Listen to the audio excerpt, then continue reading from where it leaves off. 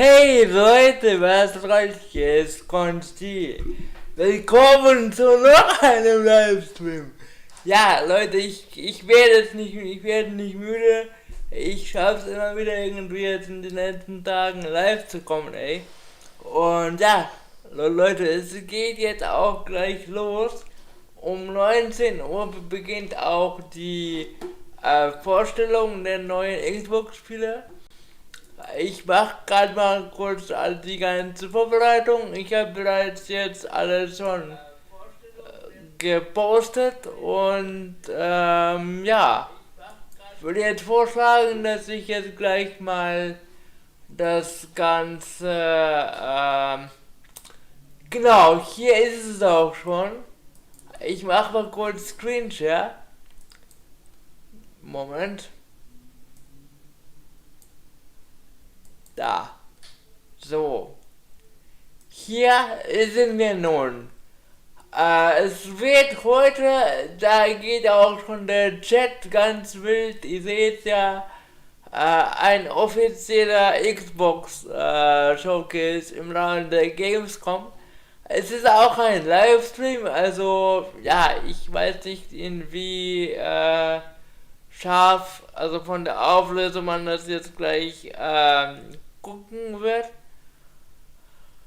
Ich hoffe mal sehr, dass es jetzt nicht sehr ruckelt. Also es wird ruckeln auf jeden Fall, aber es ist jetzt halt so, dass ja, mein Computer halt nun mal nicht der stärkste ist, aber trotzdem jetzt ich will einfach die ganze Gamescom mal mitnehmen. Und es war voll witzig, Leute. Eigentlich war ich gerade mal am Video schneiden für heute. Ich hatte versprochen, dass heute ein Video rauskommt. Habe erfahren, dass es doch heute diese Xbox-Sache da ist. Und ja, da habe ich dann gesagt, nö, dann muss ich mich selbst quasi verschieben und dann damit anfangen. Ja, also das neue Video, das für eigentlich gestern gedacht war und heute kommen müsste, kommt nochmal anders. Ich bin so gut wie fertig geworden mit dem Schnitt, aber wie gesagt, ich kann jetzt nicht live sein und noch ein Video rausbringen, dann würde halt eine Sache irgendwie halt untergehen, nehme ich mal an. Und morgen bin ich ja erneut live, also wird das Video halt mal verschoben auf irgendwann die Woche, wenn es halt nun passt so. Ja, Leute, ich hoffe, wir werden jetzt gleich auf jeden Fall mit sehr geilen neuen Spielen überrascht. Ich selbst bin ja Playstation-Spieler, aber freue mich einfach trotzdem, dass Microsoft sich jetzt so ja, einsetzt und Gas gibt. Viele haben ja mitbekommen, dass Microsoft und Xbox jetzt auch Bethesda gekauft haben, also die Entwickler von Elder Scrolls und so weiter. Die sind jetzt auch unter Xbox und das neue Spiel Starfield kommt jetzt auch halt nur für Computer und Xbox und gar nicht mehr für die Playstation. Es gab jetzt ein neues Spiel, Psychonauts 2, es ist die Fortsetzung von einem Jump'n'Run-Spiel für die PS2, was ich auch sehr mag, und jetzt kam erst, glaube ich, diese Woche Teil 2 raus, 17 Jahre später sozusagen, und da ist es noch eins der letzten Spiele, das ja unter Microsoft auch halt auch für die PS4 rauskam und so weiter und so fort. Deswegen bin ich halt mal gespannt, was die heute mal zeigen. Sony ist irgendwie jetzt ja ganz ruhig, die machen gerade noch nichts, was mich irgendwie wundert und so. Klar werden jetzt im Rahmen der Gamescom einige Spiele halt vorgestellt, aber ja, Sony selbst gerade noch kein Event angekündigt von sich und so weiter. Und ja, ich bin jetzt echt mal gespannt. Also, wenn ich halt schon einen eigenen Release mal verschieben muss, äh, für einen Livestream, dann muss es schon was heißen, ey. Und ja, also 19 Uhr geht's los. Noch 17 Minuten bis zum Start. Ihr seht, hier geht der Chat auch wild los. Ich weiß gar nicht, was hier diese ganzen Schäfchen heißen sollen. Äh, zum Einschlafen vielleicht? Keine Ahnung. Sheep, Xbox. Bei mir klingelt es nicht. Also, weiß nicht. Genau. Hi Florian, schön, dass du einschaltest, so spontan. Ich danke auch an euch alle, die auch jetzt gerade hier sind. Also, es ist halt noch nicht angefangen, geht ja auch jetzt erst um 19 Uhr los. Ich freue mich, dass ich jetzt das vorher mal geschafft habe, das trotzdem jetzt mal so zu einzurichten, dass ich jetzt mal pünktlich starten kann damit. Und ich gucke gerade kurz bei mir, ob alles soweit stimmt mit dem Ton. Ich freue mich jetzt nicht. Ja, doch, müsste. Okay. Ich wollte noch mal ganz kurz einen Post machen auf ja als Community Post für YouTube, dass die Leute auch mal Bescheid wissen. So oder da. Zack, bumm, kopieren und gleich mal anfügen. So. Wo gehe ich denn da hin am besten? Moment, ich mache kurz hier Fullscreen. Wo ist das jetzt hier? Da. Da. Ich poste das ganz kurz mal eben auf und schließe mal hier noch ein paar Fenster, also Registerkarten, die zu viel sind. So.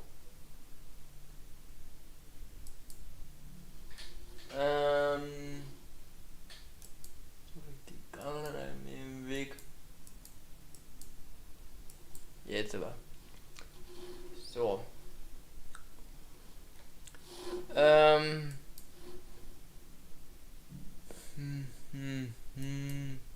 So.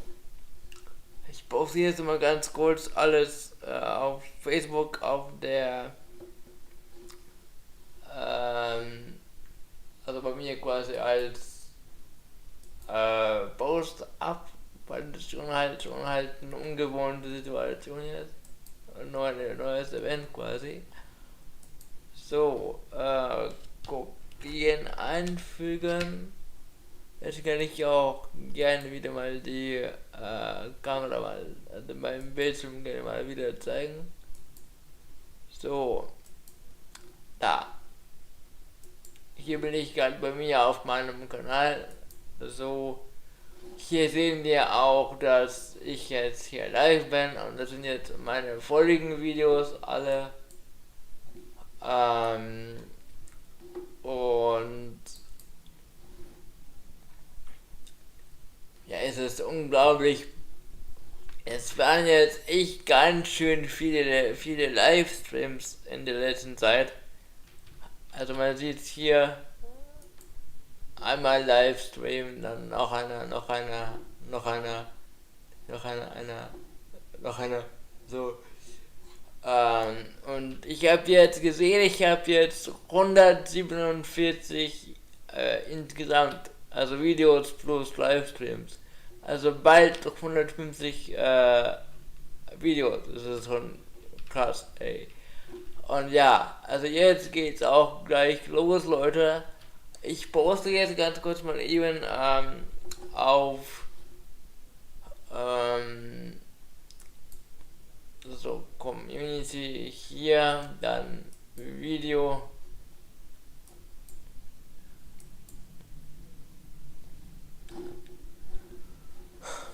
Meine YouTube-Videos und den Livestream. Stream hier. So, und dann poste ich nochmal das, was ich jetzt hier noch schreiben wollte. So, und dann poste ich jetzt auch mal ganz kurz. So.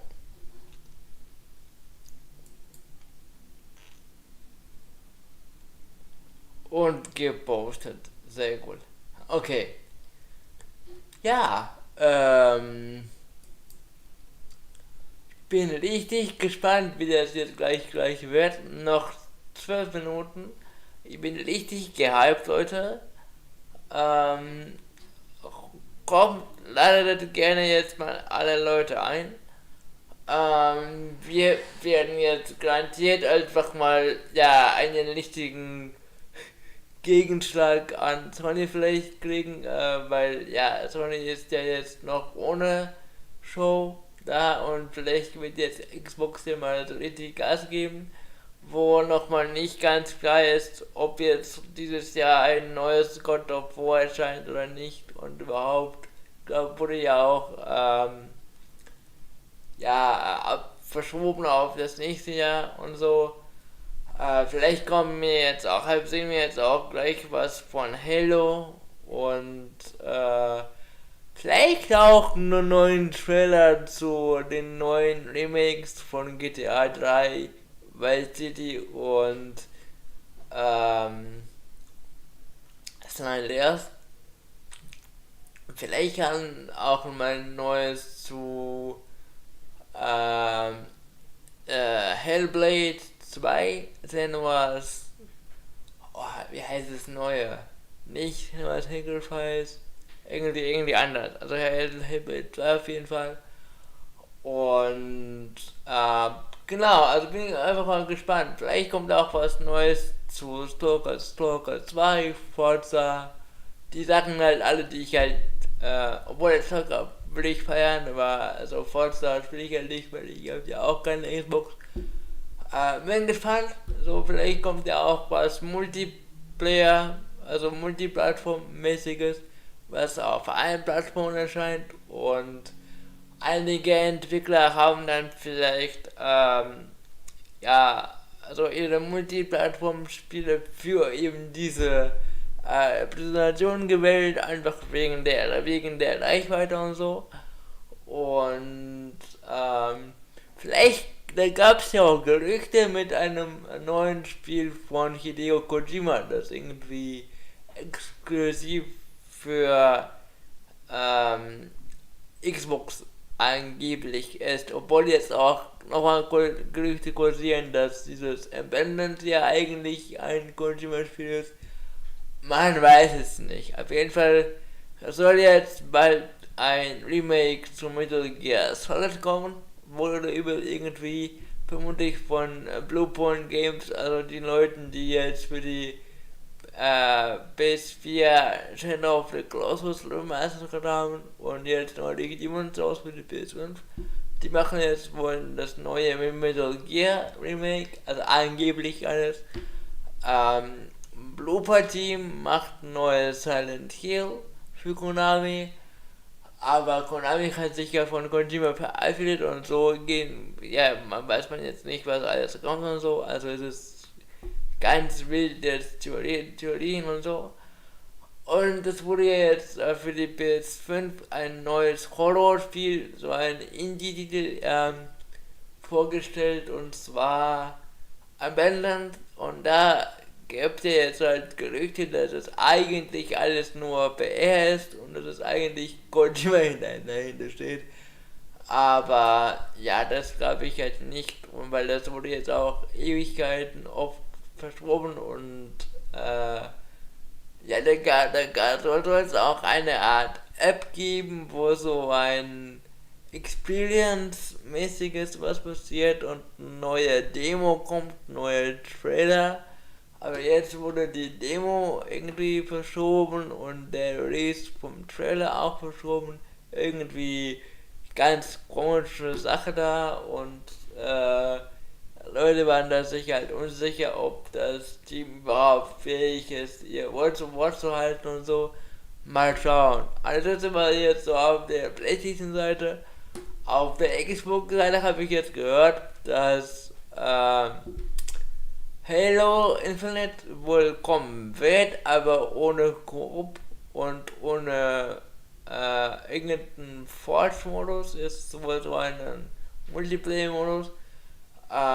Soweit ich weiß, ist Halo auch beliebt für die Koop-Kompanien, also zu zweit quasi. Ähm, werden sehen, was die jetzt hier mal zeigen. Noch 7 Minuten. Also ich kann jetzt gerne mal ähm, paar Leute mal zusammentrommeln und wir gehen jetzt gemeinsam auf die ähm, Präsentation. Genau. So.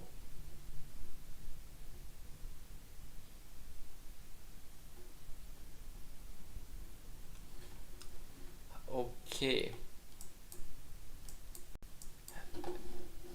Ich mache mal kurz wieder meine Kamera groß. So. Noch nicht so viel los hier im Chat und angeblich ein Mensch schaut zu.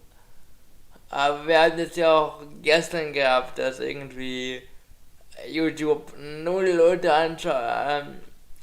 ja, anzeigte und dabei haben da jetzt auch ähm, 2 Leute auch im Chat geschrieben, war auch voll lustig irgendwie. Und jetzt geht aber gleich weiter. So, ich schau mal ganz kurz bei mir auf Instagram, ob da was abgeht. So. Da habe ich gerade irgendwie ganz viele komische Kommentare gehabt, so irgendwie so komische Werbung, Sachen so. Aber jetzt geht's auch weiter. So. Alright, ich guck mal ganz kurz, wie das gerade läuft mit der. Ja, passt doch. Passt doch. So. Okay. Noch ging es ja nicht los, noch ist es ja nur quasi die Aufwärmphase, bis es soweit ist. Und jetzt geht's auch gleich los mit der Reaction. So. Okay. Dann. Ich bin jetzt echt mal gespannt, was die jetzt droppen werden, ey. Chat gerne mal Bescheid sagen, wie schlimm es ruckelt. Dann versuche ich irgendwie mal die Auflösung abzudrehen oder irgendwie vom Fullscreen auf Normalbildschirm zu springen. Irgendwie kriegen wir es ja dann ja wohl mal hin. Und ja, mal schauen. Also jetzt geht's auch gleich los, Leute. Ich bin jetzt echt gehypt. Noch 4 Minuten. Dann geht's auch los.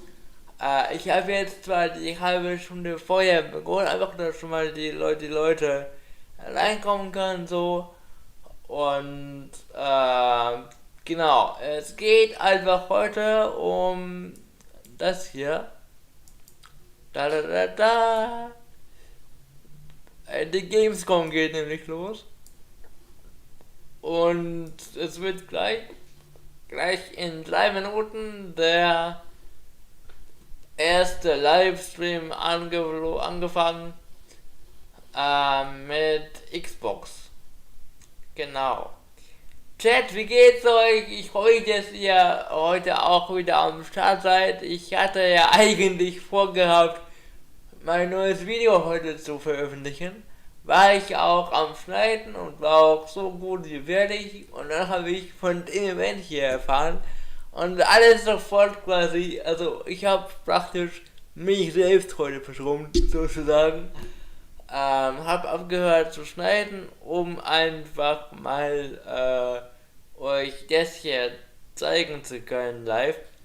Weil ihr seht auch hier bei der Xbox, also selbst bei der, warten ja schon über 20.000 Leute und auch so große Spielemagazine hier wie GameStar oder IGN, die machen so auch ihr eigenes Ding und zeigen das immer auch so.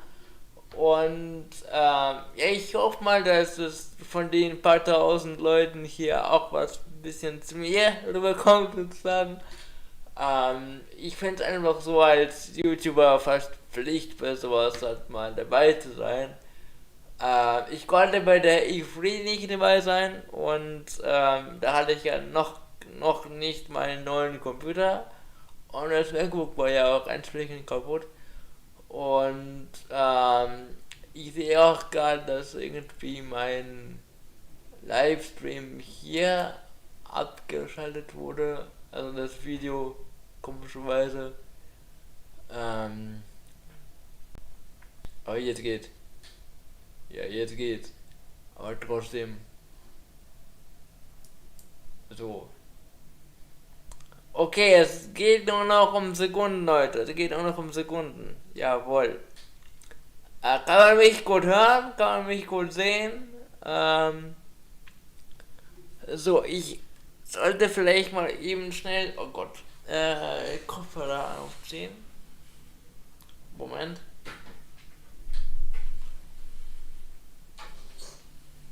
Moment.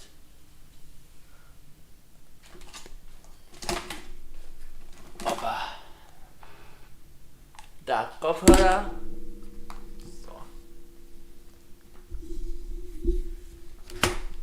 So, schnell mal einschalten. Hoffentlich hält auch der Akku. Super. Super. So.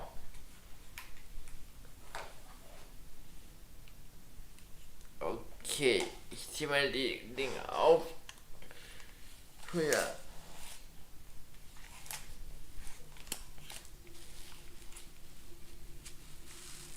Ich mag diese Kopfhörer nicht.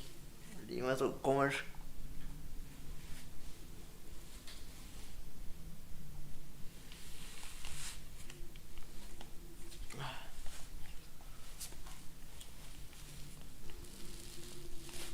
So. Na, halbwegs. Nein, nicht ganz. Au.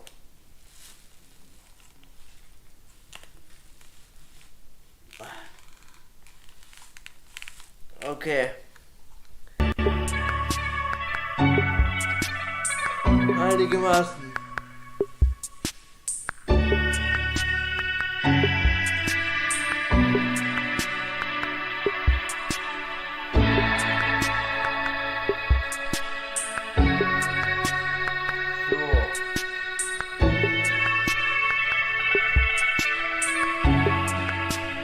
Also ich höre was hier auch.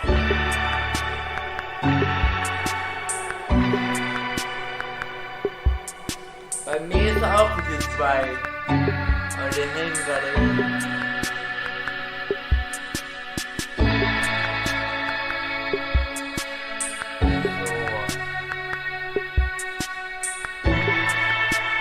Ich höre auch nur auf einem Ohr. Sekunde. Ach, verdammt.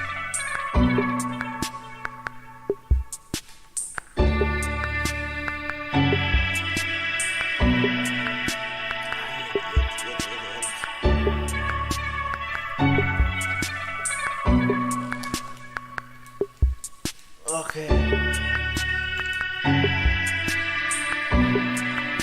So, jetzt aber.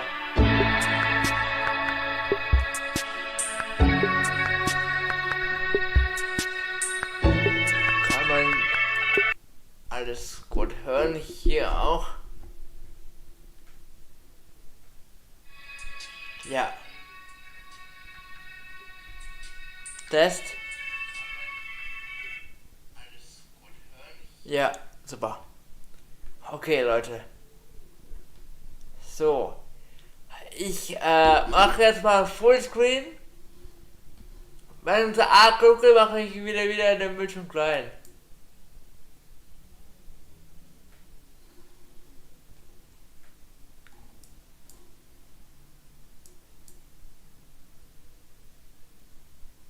Jetzt leckt es hier bei mir. Hallo.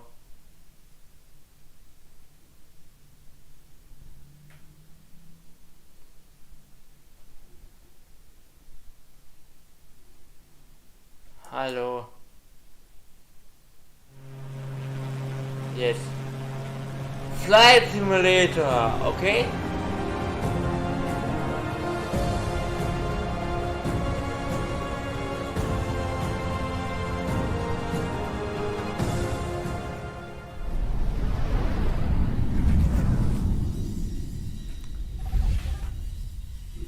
Okay, ich sehe schon, das ist ziemlich krass. Hello everyone and welcome to our Gamescom 2021 Xbox so. stream. We've got so many great game updates to share with you today. We're talking Age of Empires 4, Psychonauts 2, and my personal favorite, Microsoft Flight Simulator. Later on, we'll take an extended look at Forza Horizon 5. There's so much going into this, and Playground Games' vision of Mexico is muy bonito. And we'll be getting our first look at the cover car for the game, Paris. I got $5 on it being one of those electric scooters that you see piled up on the sidewalk. Will Kate win $5? I guess we're about to find out. Yes, indeed. Our Xbox Plays team will also chat with devs and deep dive into current and upcoming games all week on twitch.tv/Xbox. Let's get started. It is jetzt besser. Started with Techland and their upcoming zombie parkour sequel, Dying Light 2: Stay Human. So. Dying Light 2. Hello, Alright. I am Timon Smektawa, Dying Light 2 lead game designer, and this is David Lubryka, animation director. Hi. We can't wait until December 7th to finally give you Dying Light 2 Stay Human, the game we have been working on really hard for the last few years. We're hoping the gameplay video you're about to watch will give you a foretaste of parkour and combat systems waiting for you in the game. And we are just about to enter the city, fighting our way through its brutal and dangerous streets. Though, as you will see in a moment, there are plenty of things you can use to your advantage. So watch closely, look for special combat and parkour moves, and check out how with just a bit of creativity you can combine the two. Ready? Let's go! Sometimes I Ja, wonder hab what ich this gemacht. city looked like before all this. Jetzt ist es auf 360. Also, ja, das war schon fast das Kleinste, was geht. Probably like many others. People had their ambitions, plans, lives. Now it's all gone. The virus started it, but it was the people who made the world the way it is. This city, Villador. They tell me they had a vision. They had hope. But soon, one vision broke into many different ones. Also Verdammt. Was soll ich denn machen? Oh, ey, wie mich das nervt mit dieser blöden Technik, ey. Ja, ey Leute, keine Ahnung, ganz ehrlich jetzt.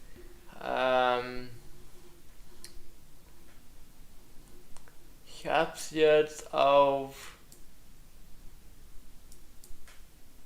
Ja, wenn ich jetzt auf ganz klein mache, auf ganz minimal. So, jetzt habe ich das mal auf ganz klein gemacht, auf also 144K. Hoffentlich geht es jetzt besser oder halt wenigstens flüssiger mal.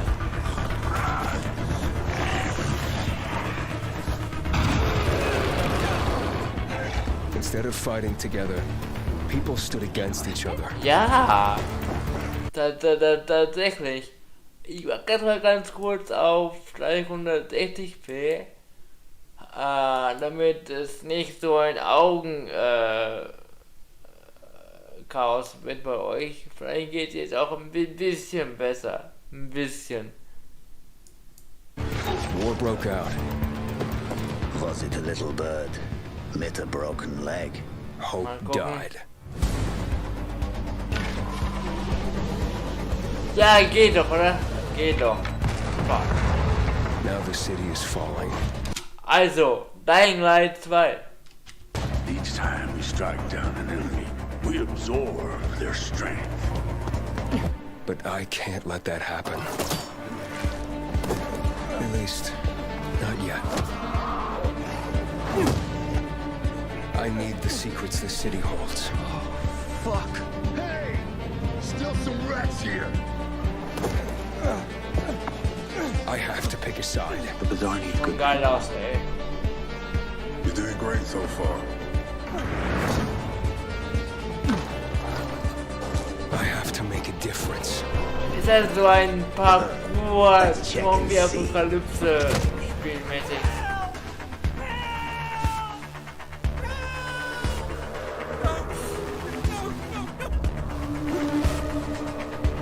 They say that great change is a series of small gestures. How about this series? Ja, läuft doch. Okay, aber jetzt ist es auch einigermaßen okay. Also kann ich jetzt auch normal mich konzentrieren auf das Video und auch direkt.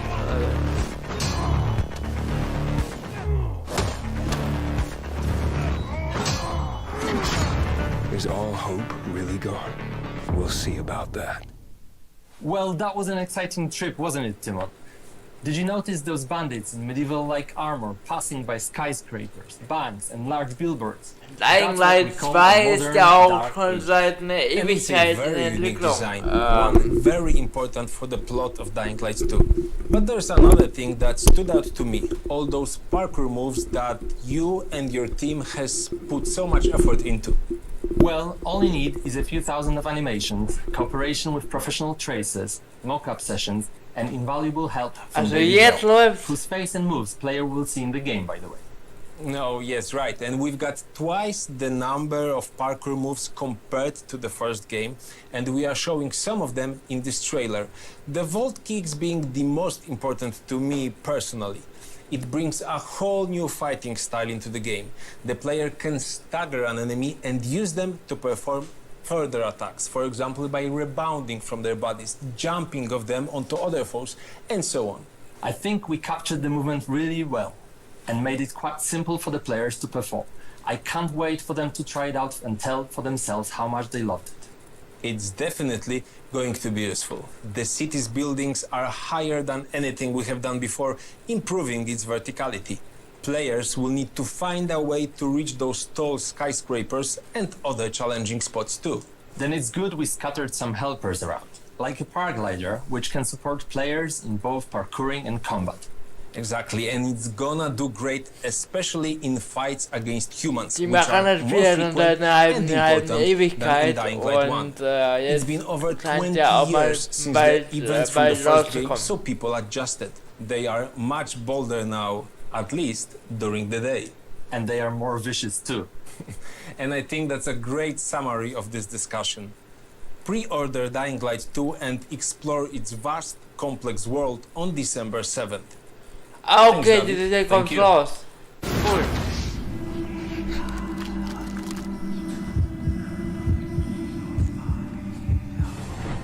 For the first time in the storied history of the franchise, Microsoft Yeah. Flight Simulator launched on a home console with the release on Xbox Series X and S last month. Yeah, Reviewers and gamers alike were blown away by how well the stunning visuals and the depth of the simulation translated to the console, and that's why I'm extremely honored to welcome the head of Microsoft Flight Simulator, Okay, Jörg jetzt Newman, geht's to the stream. den Flight Jörg, thank you for Simulator. being here.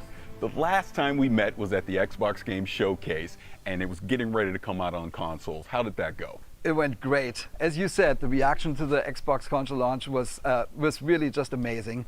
Both Also from ich weiß jetzt Xbox auch gamers gar and nicht, from the was press, zu they've been warten so ist, gracious was with their heute kommt, ist ja feedback. I don't know if you know, quasi but jetzt the, auch Flight ein Simulator is one of the highest rated Livestream games on bei Xbox denen this da. year, which I think is just great Und validation mal that gucken, was the noch alles translation zeigen of the werden. simulation to the console has really worked well. Our usage numbers are through the roof.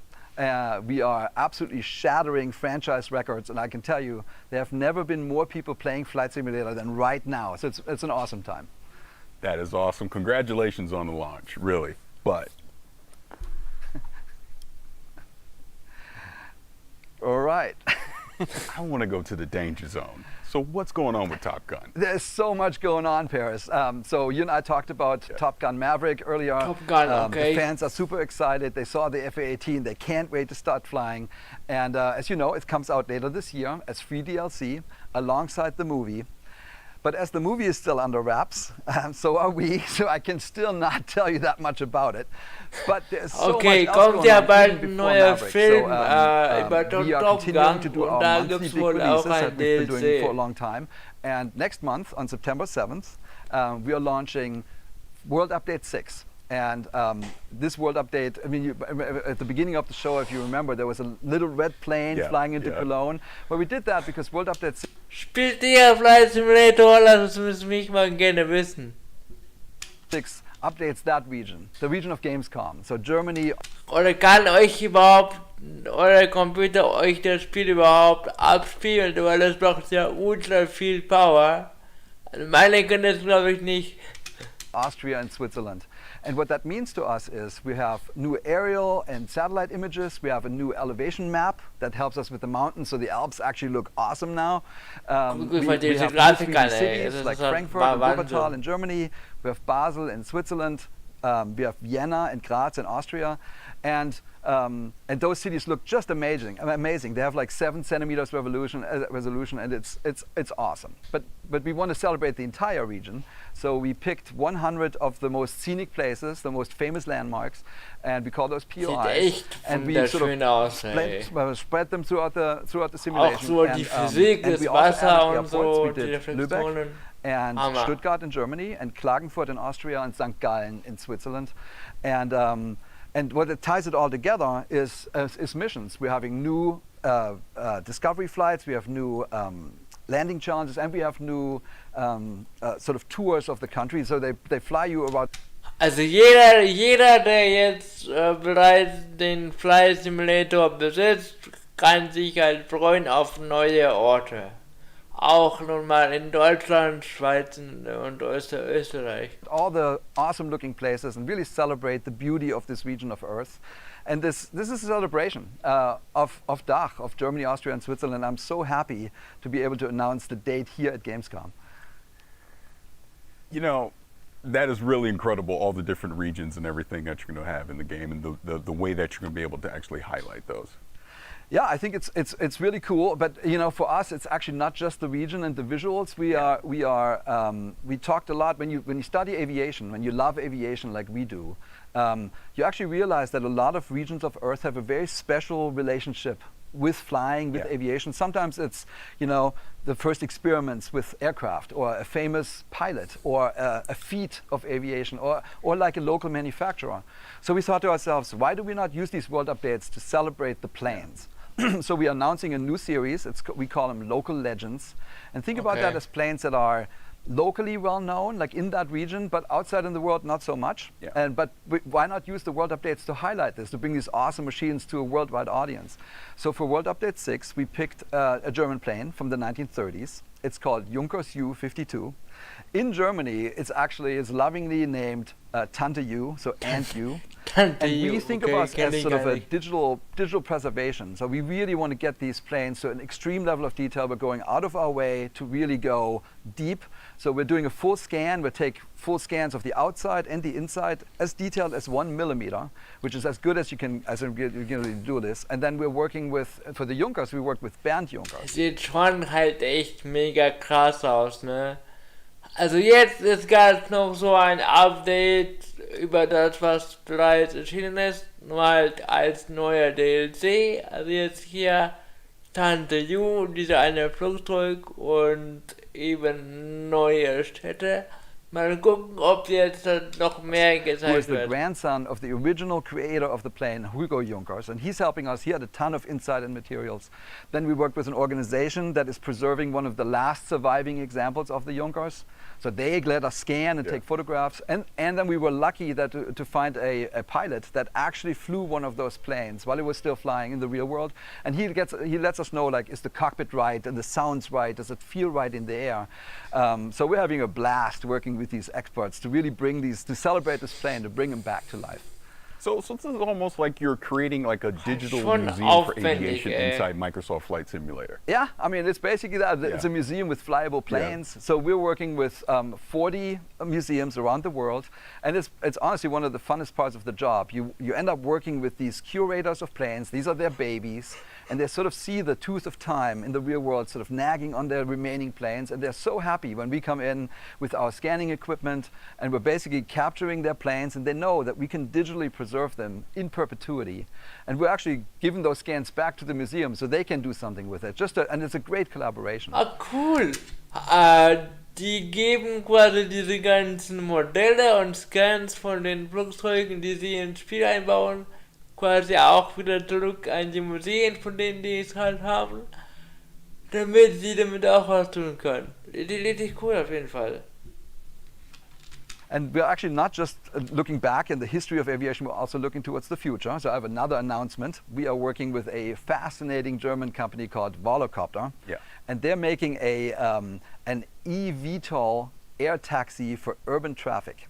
So they have a vision of the future, how these drone-type machines basically connect people in large cities. We're working directly with the engineering team to make sure that we are capturing their plane and their aircraft perfectly in the flight simulator, and that's coming out in November. I mean, you weren't kidding when you're saying that there's a lot going on inside of Microsoft Flight Simulator. Is there anything else you want to share? Yeah, there's one more thing. Yeah. I'm so happy to announce that we've partnered with RARA. That's the Reno Air Racing Association, and every year they put on something called the Steel National Championship Air Race, and we're bringing this to Flight Simulator. So this is the fastest motorsport. Okay. This is right down your alley. It's the fastest motorsport on Earth, and I actually brought you a little trailer to look at. So race, speed, we're Flugzeugrennen. going to the danger zone, baby. Let's go ahead and show that.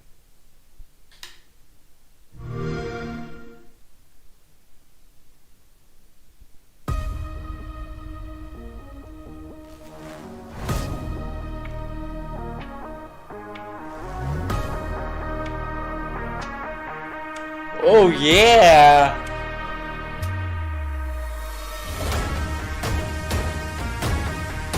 Wow, okay.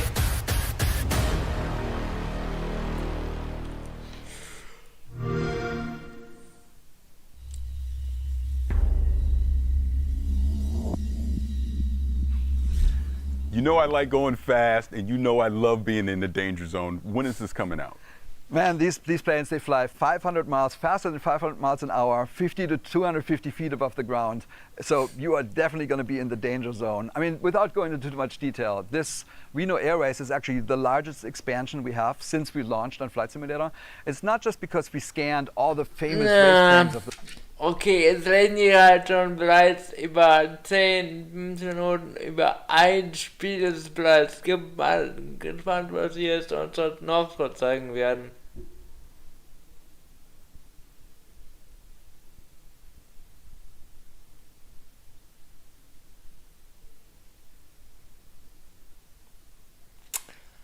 Ah, okay, Florian, sehr interessant, was du gerade schreibst. Also findest du das jetzt nicht, dass das jetzt irgendwie ja, originale getreu gemacht wird? Also, oder ist es dir zu unrealistisch oder wie?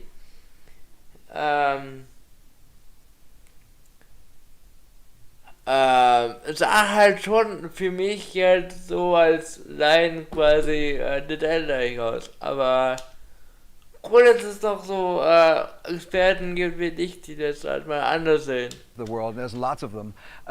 This is also the first time when you can basically race against your friends and pilots across the planet. And so a competitive multiplayer is coming to Microsoft Flight Simulator, and that will definitely test your pilot skills. And you ask, when is it coming out?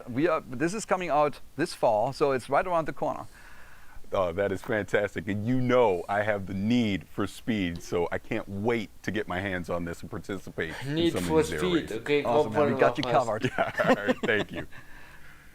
If going fast on the ground is more your speed, keep an eye out for an extended look at Forza Horizon 5 later on in the stream. We'll also talk with Wasteland 3's game director about the game's next big DLC. But first, if you're an Xbox Game Pass subscriber, we have some great news for you. Okay, let's go.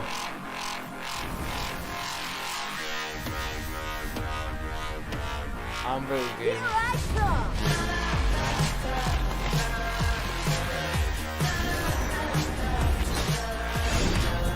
Build a weapon, one that blows. Ich mache mal ganz kurz hier den Ton aus wegen der Musik, weil dann gibt es sicherlich gleich irgendein Copyright-Problem. Aber ich werde mal einfach mal die Spiele vorlesen. Also Archwell,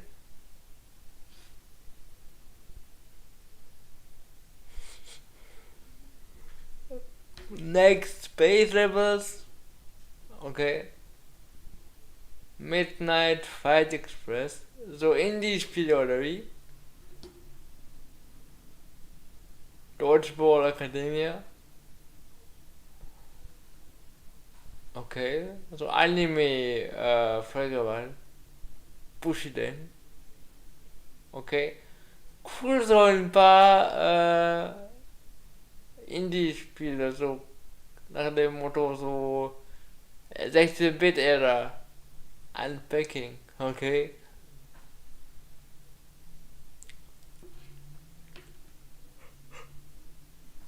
Sorry, bin müde. Signals, sieht aber auch cool aus. Und ich kann die gerade nicht lesen. Unsigned, so. Challenge down, Detective Agency. Ach, cool. Ziemlich kreativ alles.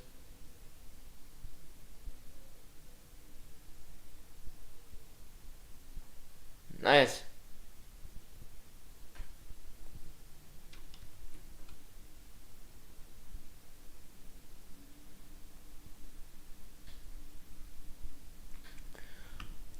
Ja, ich habe auch vorhin diesen Witz gemacht mit Need for Speed, einfach weil es ja auch eine der Rennspielserie ist. Fand ich einfach ganz witzig, die Einspielung, obwohl es ja auch gerade hier um was völlig anderes ging. Also deswegen gebe ich Ihnen auch halt vollkommen recht, auf jeden Fall. Okay, jetzt ist der Trailer vorbei, jetzt kann ich auch wieder mal den Ton anschalten. Vorhin kam einfach ein Musikstück und ich hatte einfach Angst wegen Copyright, deswegen jetzt geht's auch weiter. Ups, ich hab's nicht voll auf, jetzt.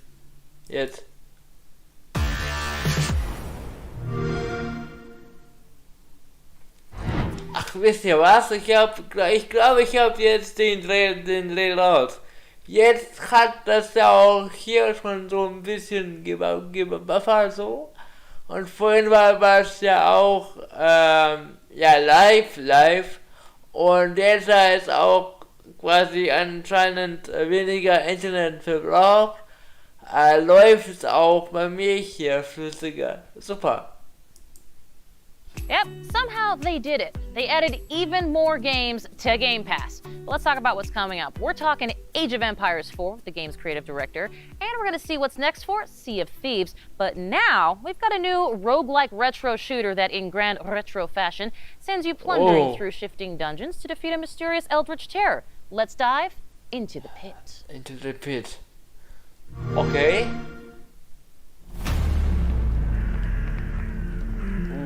Spooky, okay.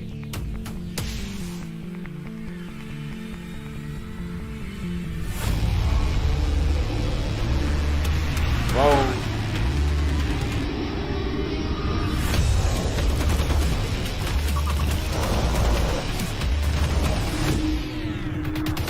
Geil. So ein bisschen vorweg, Doom-mäßig, aber mit Händen. Ah! Hände hat auch so ein bisschen was mit Elder Scrolls gemeinsam. Also mit der Magie und so. Cool.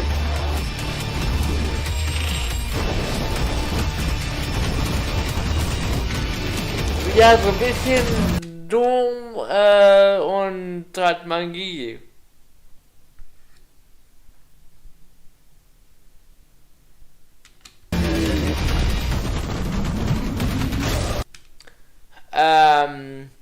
Von der meinst du den Autopilot jetzt quasi im Real Life, dass es nicht funktioniert, oder im Spiel? Oder meinst du die haben in das Spiel Autopilot eingebaut, wo keiner wäre in echt? Krass, okay.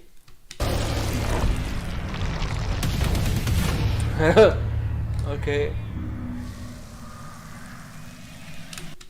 19. Oktober.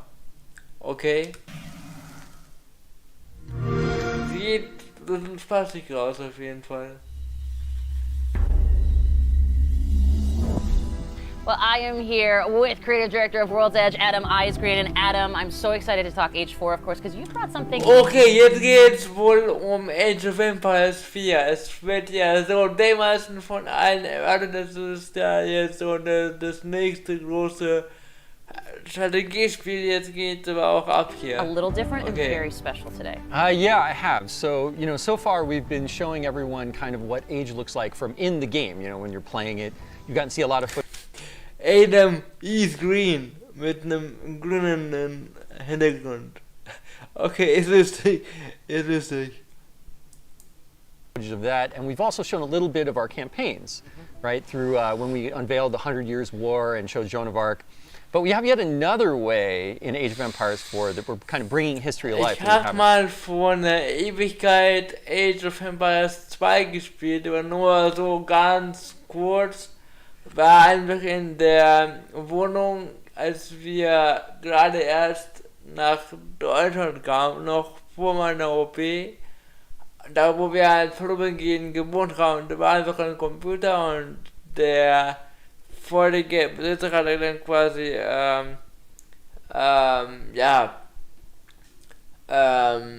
das Spiel da liegen gehabt, da habe ich mal angespielt, aber das noch nicht. Und jetzt halt nach Jahren Teil 4. Talked about yet. See, you do this to me. You put me in suspense. I want to know more, so let's go with it. Well, Let's hear more. Okay, wait, you get one moment of suspense. Okay, that's enough. So, what we brought today is we have these wonderful little videos that we've created that are interspersed amongst the campaign, and they're about 3 to 5 minutes each. And we have over an hour of them total, and they're called Hands-on Histories. And what they are is a great way to deep dive on certain fun subjects from the cultures we're representing and just from medieval history. Excellent. Well, I hear you've actually brought one of those segments that you're going to share here for the very first time. Yes, I have. We are going to show you the segment on one of the most popular units from Age of Empires franchise and a fan favorite, the Trebuchet. Excellent. Well, this I got to see. Let's take a look. Okay. A counterweight trebuchet was the king of all siege engines. A catapult capable of smashing down castle walls from great distances.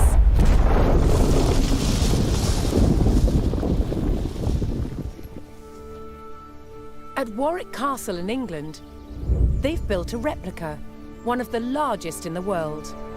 Geil. Originating in 7th century China, by the 13th century, trebuchets had evolved into devastatingly powerful weapons.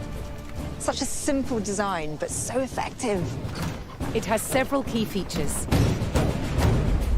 A pivoted arm with a weight at one end, and a sling to hold the projectile at the other.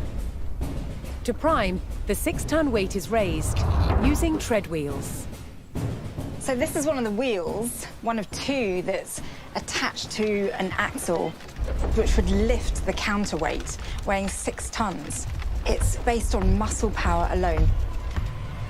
What's essential about launching a projectile as far as possible is making sure that this end of the arm is moving as fast as possible. So once that weight drops, it really sends this point of the arm moving at its highest velocity. This was done by positioning the pivot close to the counterweight and by launching the projectile from a sling. Die haben das jetzt echt nachgebaut, das nachher im Spiel einzubauen. Heftig. When released, the sling whips round, vastly increasing the launch speed. Trebuchets were carefully aimed, like modern guns. In order to weaken the castle walls or even breach them, you had to make sure that the projectiles hit the same spot every single time. For each projectile to follow the same trajectory, they all had to be the same weight and shape. To achieve this, masons used a gauge. Now I'm going to load this projectile into the sling. Oh, this one must weigh about 25 kilograms, but some projectiles can get up to 150 kilograms. That's the weight of 2 men. Trebuchets were also used to throw burning tar, beehives, even dead bodies. Anything to cause maximum distress to the enemy. I can teleportieren. Was? Was? Okay.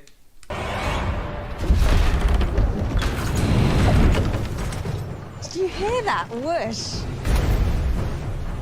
It was the counterweight trebuchet's lethal combination of power and... Wie zielt man damit? Also, die Richtung ist klar, aber normal, ja, wie hoch und wie weit. Krass. Accuracy that made it the ultimate medieval siege weapon.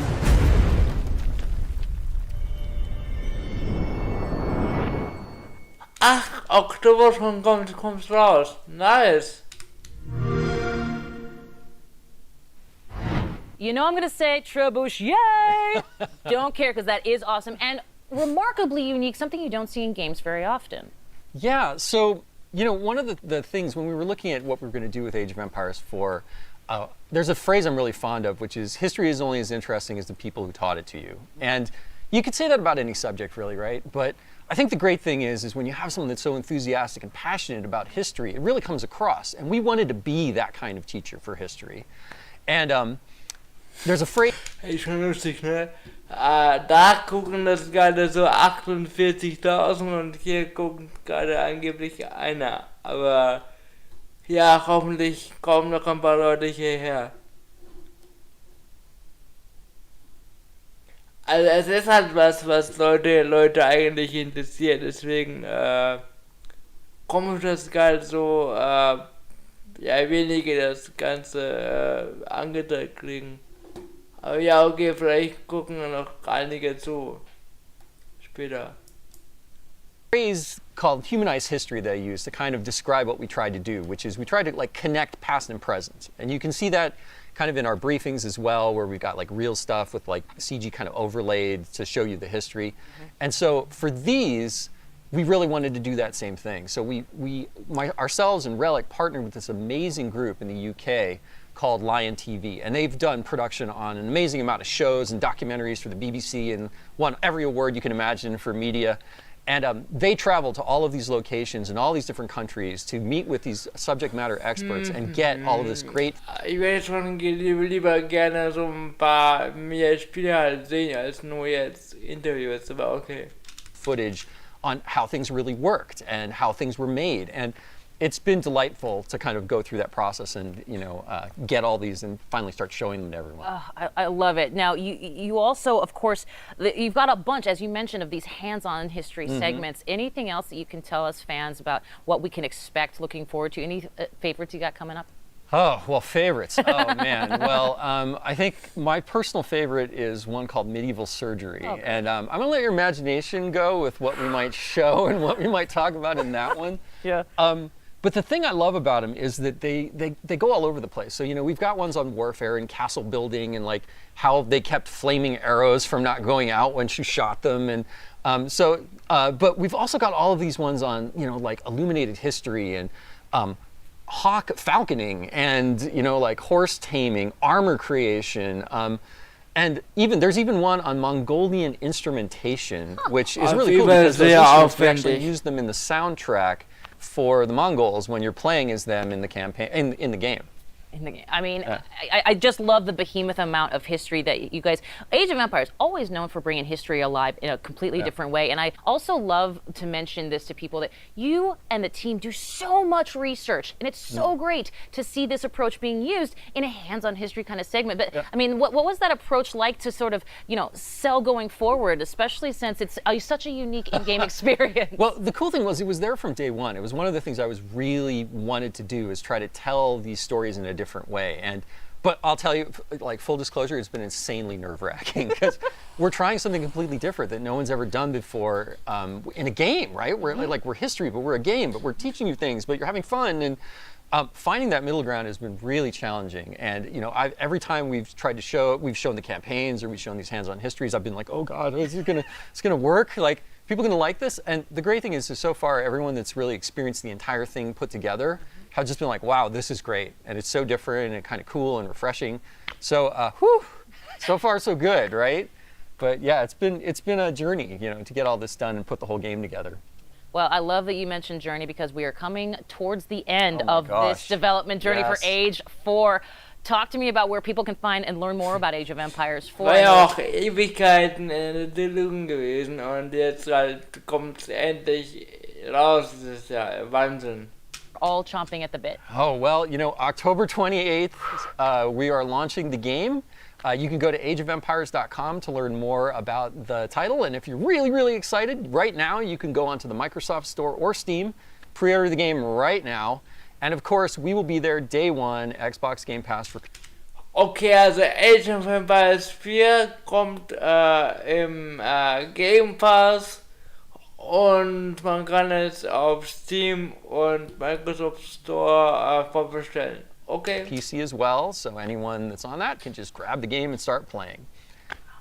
But... Yes, I believe you are a part of something very special. Yes, so Gamescom opening night live. Yes. 11 a.m. Pacific time. Kommt morgen online, da bin ich auch dabei. There might be something Age of Empires related in there, so if you're a fan, you probably should tune in. A bit of a tease from Mr. Ice Green. Maybe. And I like it very much. Adam, thank you so much. Ice Green, nicht Ice Green. Okay, sorry. So much for joining us here. Always a pleasure, Kate. Always a pleasure. Age of Empires 4 looks fantastic, so I cannot wait. October 28th, neither should you. Now, we have tons coming up here today, including a new update for State of Decay 2 and an extended look at Forza Horizon 5 with our friends at Playground Games. But now, let's catch up with Paris, who's gone from flying the skies in Microsoft Flight Sim to a different kind of cloud. That's right, Kate. Xbox Cloud Gaming is already available on Windows PCs, mobile phones, and tablets. And now, it's coming to Xbox consoles. The future with cloud gaming sounds bright. No waiting to install, no running out of die Cloud von Microsoft kommt jetzt für die Konsolen. hard drive space, no waiting to patch, and no buying a new console just to play with your friends. See how the vision of cloud gaming will bring people together without barriers.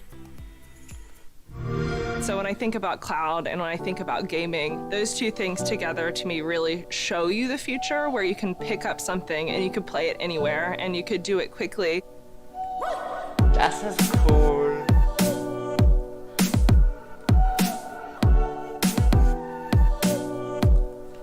Ach so, für alle, die Game Pass haben, kommt das. Wow. Cloud gaming is phenomenal. This is pretty great. I mean, that's pretty awesome. This actually looks so good. Games are large. Das Problem ist, du brauchst halt eine gute Internetverbindung. Aber ansonsten, geil. And you want to keep the ones that you know you love on your hard drive. Xbox Cloud Gaming is about being able to discover the new ones right away. It's super exciting that for our Game Pass Ultimate members, they will get to experience Xbox Cloud Gaming on whatever console they have. Cloud gaming is really about looking at how people play differently. Whatever console they have, also auch Playstation. I know me in particular, sometimes I just have 20 minutes. It should be as easy as finding the game that you look for on your console and just jumping right in. We're targeting 1080p at 60 frames per second. What's crazy about this is like the latency. This is the kind of stuff you need with cloud gaming. Oh, 60 frames? That's actually very smooth. The process itself to get into cloud gaming feels like you're playing on console, right? You go, you find the game you want, you press play. It's so easy nowadays. You can pick up any device and pretty much play any Xbox game on Game Pass. If my friends have titles that I don't have yet, I can just wait for them to send me an invite. It makes content just so much more accessible. I really love the flexibility. It's awesome. Also ganz cool, wenn das jetzt so für alles erscheint, dann bin ich vielleicht auch mal dabei, wenn das Internet halt mitspielt. Everything that Xbox is doing right now is just getting rid of the limits of having to be on a specific platform or a specific console, play on PC and mobile, and now on Gen 8. Yeah, Gen 8 consoles can play Gen 9 content. Isn't that so cool? With cloud gaming, we have the ability because Ach so, die vorige Xbox-Generation kann die neuen Spiele spielen. What? because you are connecting to consoles that are in our data centers to allow the Gen 8 customers, the Xbox One customers, to play games that their hardware. Ja genau, also die Xbox One kann jetzt die Xbox Series Spiele abspielen. Tschüss. Where wouldn't have been able to play without it. There's so much opportunity when it comes to thinking about how we can make content more readily available and let people play where they want to. Sign me up. I'm ready for cloud gaming right now. Ach, geil. Okay, also vielleicht kann ich das nachher mal ausprobieren. Let's do it. When's the release date? When does it release? Today, also.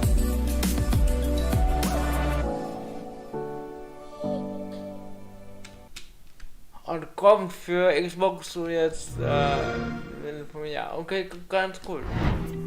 August 9th saw the release of the free optimized update for Hellblade: Senua's Sacrifice on the Xbox Series S and X. With beautiful and rich visuals, thanks to the addition of ray tracing and improved materials alongside performance updates, this is the perfect opportunity to Was? Kannst du hinstellen? Ich bin gerade hier woanders. Okay, danke.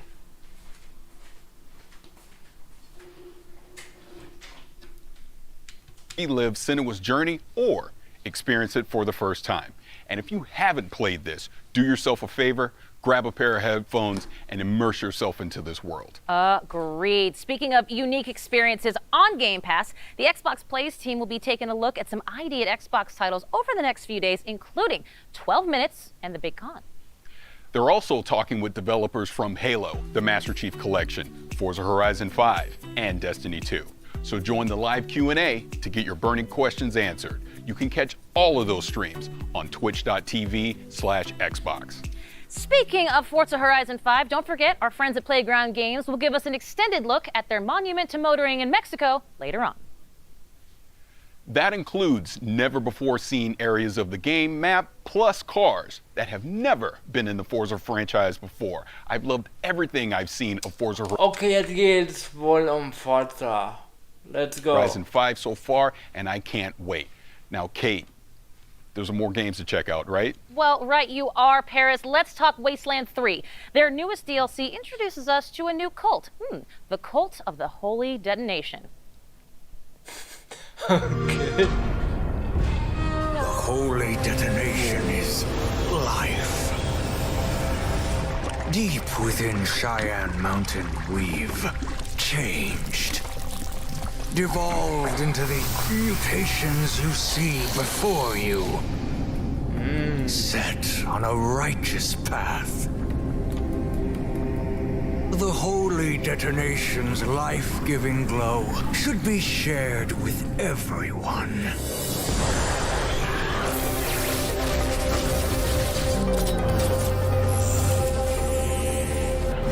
May the light of the holy detonation purify you.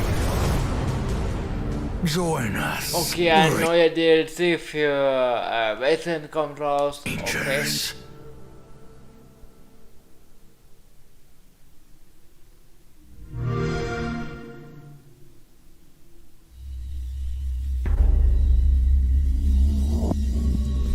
With new patches, bug fixes, and added features, like a fine wine, Wasteland 3 just gets better with age to really savor the game's bouquet. Mit Bugfixes, ist klar. We're talking with In Exile game director David Rogers. David, thank you for joining us. I'm super stoked to be here, thanks. So in the trailer, we saw that the DLC is coming out on October 5th, but we know, In Exile, Wasteland 3, you guys have been working on this for a very long time. So can you kind of talk about that journey? Yeah, our dev team has been working non-stop full tilt, trying to make Wasteland 3 the best version of itself it could be. Ich habe hier noch gerade was Süßes bekommen zum Essen. Ich mache gerade nebenbei noch kurz eine, esse was gerade nebenbei. Moment, ich schiebe gerade nochmal den Teller mal zu mir und dann geht's weiter. So.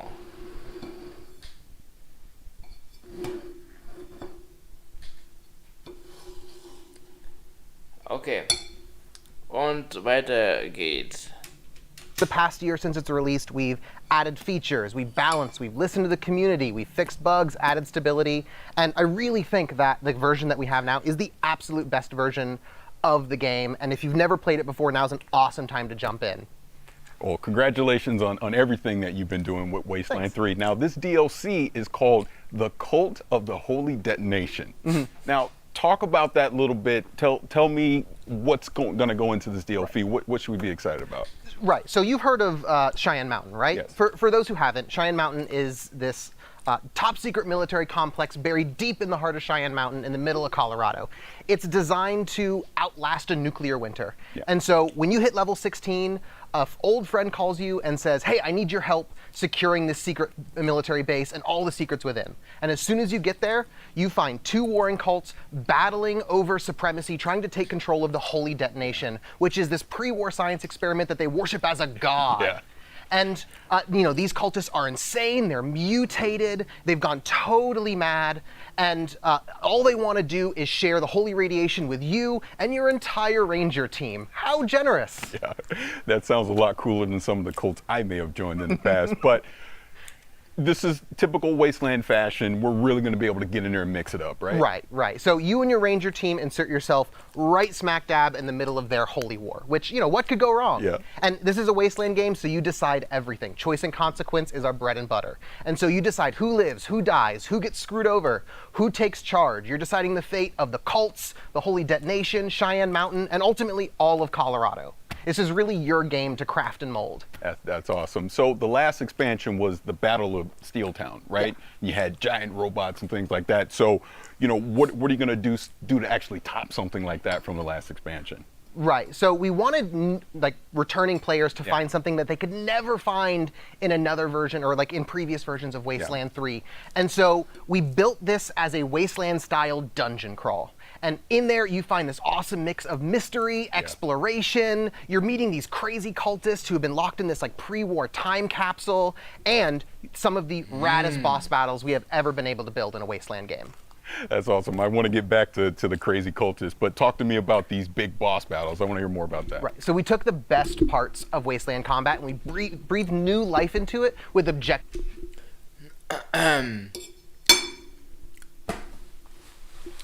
Übrigens, Wasteland, das allererste, ist ziemlich alt, und ich meine, ich bin mir gerade nicht ganz sicher, aber ich meine, dass das originale Fallout, das erste, also wo es noch eine Rundenspiel war, bevor das Bethesda quasi mit Fallout 3 erneuert hat, wo man quasi noch so mit der Maus von oben das Spiel steuerte. Und Wasteland kam von dem gleichen Entwickler. Und jetzt gibt es quasi jetzt sozusagen zwei Stilrichtungen. Also die einen jetzt von Bethesda mit Fallout, wie es jetzt ist, also Ego-Perspektive und halt Open World ist das. Und eben Wasteland auch so post-apokalyptisch, aber eben auch wieder diese Top-Down-Sicht, wie auch früher bei Fallout.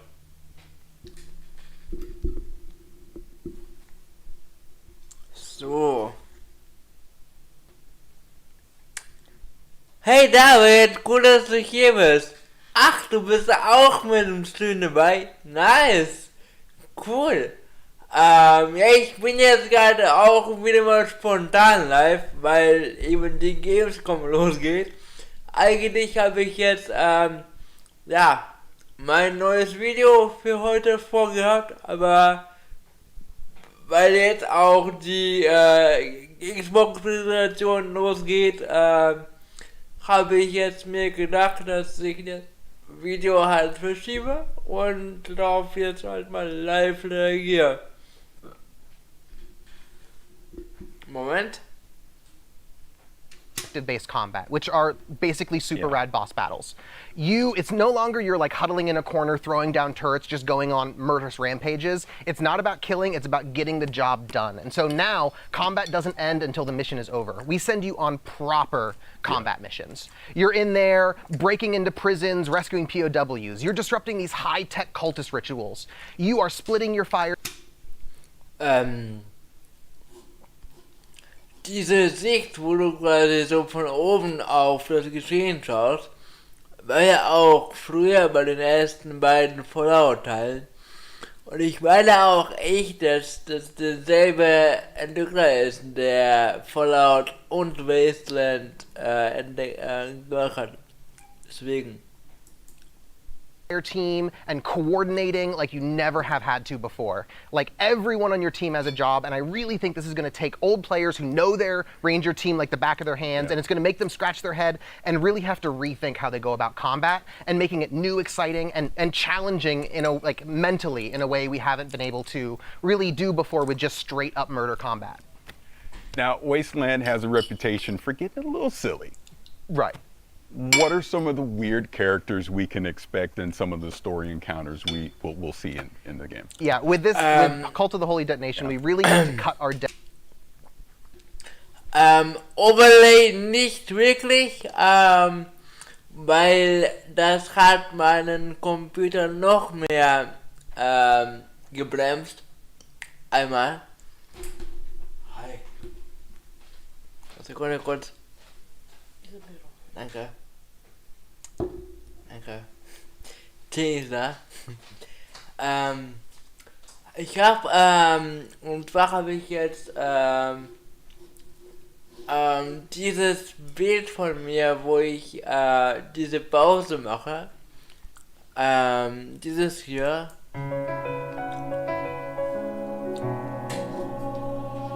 Kannst du mich mal verkaufen, bitte? So.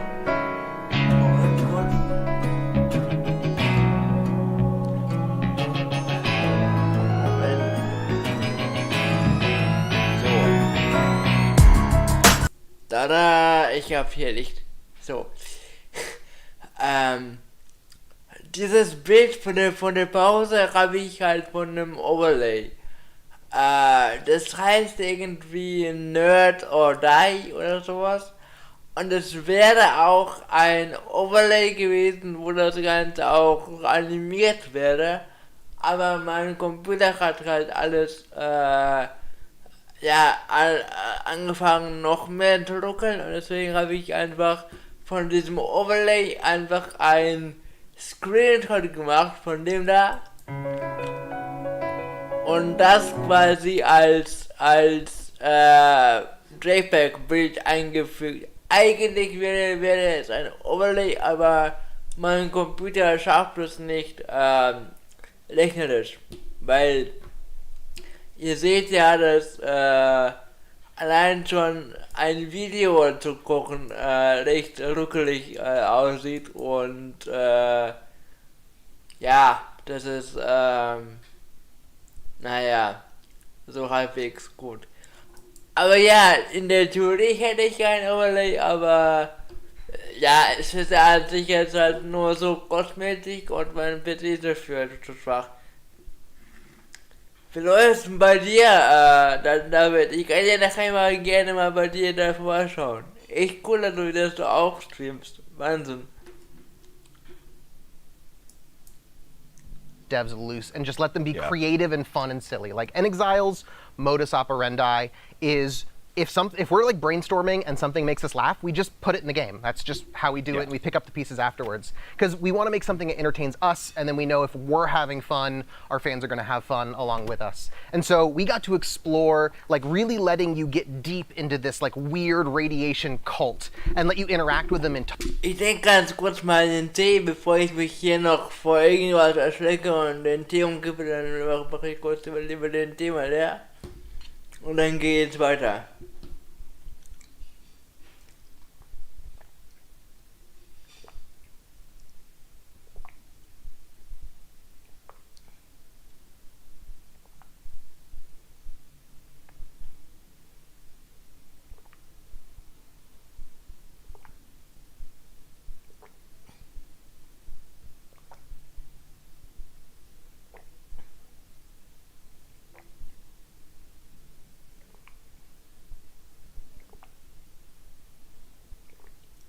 So. Okay. Ich schieb mal ganz kurz weg. So. Okay, weiter geht's. Talk with them. And also tell an stories and alle, maybe die even join gerade them. an alle, die gerade neu dazu gekommen sind, ich reagiere gerade auf die Präsentation von Xbox Games im Rahmen der Gamescom. Irgendwie mehr Interviews als Gameplay und Games überhaupt bisher. Aber okay. Und auch was Lustiges, gerade gucken, dass 45.000 Leute sich an. Und hier gucken immerhin 3. Ich wünschte, so ein paar von den Leuten würden auch zu mir springen. Aber ja. Weiter geht's. And so, like, for instance, one of the characters you meet, one of the first cultists you meet, is this slathering beast. He's got, like, claws and fangs and spikes jutting out, and he's drooling, but he's, like, the nicest guy in Cheyenne Mountain. Like, you meet him, and he's like, hey, guys, you should, like, come in here and, like, soak up some of these rads. It'll be great. And he Sherpas you in and lets you meet the whole cult. And another one of my favorites is the Proteus. He's what you get if you took like 20 cultists and you like melted them into a big pile, kind of like I would do this with like a magnifying glass. I would like melt like army guys and like GI Joes into a big pile, and he's wet and sloppy and gross and he's hard to understand and he needs a translator supposedly. But he's like your #1 fan. And getting to build like this totally out there wild extreme character was a ton of fun to write for. It's a ton of fun to like explore like what makes this cult tick, and he's an absolute blast. Hell, even some of the weapons that you find in Cheyenne Mountain, they're devolved cultists. Like there's one. Ich glaube, also klar, weil ich keine Xbox habe ich jetzt auch halt keinen Bezug zu Sachen jetzt wie Flight Simulator und Forza und Wasteland. Ich weiß halt zwar, dass Wasteland und Fallout halt mal verwandt waren von dem gleichen Game Designer quasi, aber so, weil ich halt noch nie einen Teil gespielt habe, habe ich jetzt nicht diesen Wow-Effekt. Aber sobald ich was kenne und cool finde, dann kommt auch das Wow hin. One guy, and he kind of devolved into this like vomiting bagpipe creature, and he has this real like kill me vibe about him. But we get to play with these fun body horror themes that let us jackknife between sort of like dark and serious and like goofy and funny, which is a line that Wasteland really loves to ride. Like, you know, a lot of really important stuff is at stake, but you know, the Wasteland's a pretty bizarre place. Oh, I can imagine. Now, we talked before, you've been working on Wasteland 3 for a while. There's already expansions that are out there. But say I'm a new player, say I'm watching this right now and I'm like, man, I want to get into Wasteland 3. What would you suggest for new players wanting to get into this? And like I said at the top, like Wasteland is like the best version of itself right now because of all the work we put in over it into it over the past year. And so you can get the whole thing with the Colorado collection. That's the base game plus Cult of the Holy Detonation and Battle of Steeltown, all for a discount. Or if you have Game Pass, you already have Wasteland 3. Just download it and play it, and then you can get both expansions. Game with Pass the expansions. ruled einfach, ey. Das ist so krass mit dem Game Pass, dass du da einfach jetzt alles so, ja, haben kannst. Dafür ist es halt schon geil. That is awesome. Now, to kind of recap this a little bit, we've talked about, you know, spewing pus bags and these weird characters and the cults and the boss battles and all these really cool things that are going to be in Wasteland 3. But please remind everyone before we get out of here, when can you pick up this DLC? Right, this work of passion, it comes out on October 5th. We're really stoked. That is awesome. So this is the Cult of the Holy Cult of the Holy Detonation Okay, coming October 5th. David, thank you so much for joining us. Thanks, Barish. Appreciate it. All right. In the 3 years since its launch, Sea of Thieves has played host to some incredible crossovers, including unique ship sets inspired by games like Battletoads, State of Decay, Halo, and more. Today, we're excited to announce a brand new special event that will award players an all-new ship as a part of the latest wild crossover heading to Sea of Thieves.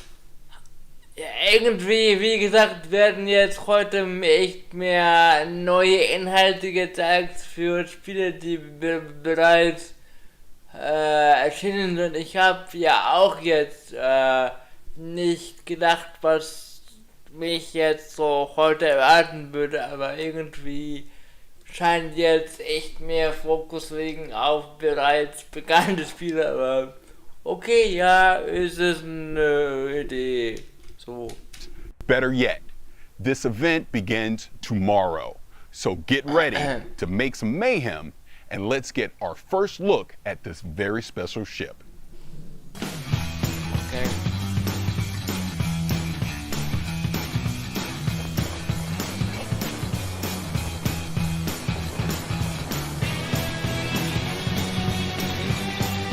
Ein neues Schiff.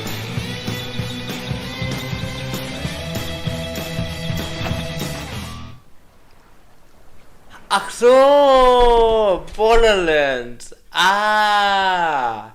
Ach stimmt, jetzt erkenne ich auch wieder das Symbol. Stimmt. Ich dachte, wo habe ich schon mal gesehen? Okay. Ja, nice. Guten Tag, everyone. Really cool to be a part of this all-digital Gamescom event. And we were thinking, what's the best way to kind of celebrate Gamescom and to be a part of this as Sea of Thieves? And so we're really excited to reveal that we're bringing the Mayhem ship set that you've just seen, a really, really cool ship that's inspired by Borderlands, into Sea of Thieves, and we're giving all of our players a chance to earn it during kind of the Gamescom time period. So it's been really cool to work with the Borderlands team to bring this ship to life, and giving all of our players the chance to earn it as part of this live event that we've cunningly titled Mayhem. You might notice the link. So you can probably guess the kind of activities that are involved, but if you head to Lorena at any of the outposts in the Sea of Thieves world, she'll be able to fill you in on the details of what you need to go do to earn the ship set. So we hope everybody gets a chance to take part in this awesome time-limited event. So it starts today, and it runs through to September the 7th. So that's the time period you've got to get your hands on the Mayhem ship set. And I think that's it from me. So, as always, I will see you on the seas. Ahoy.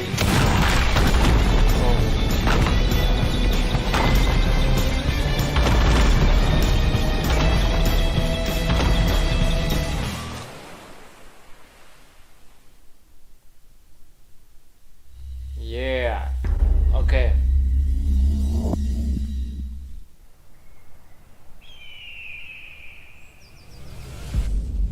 Hope.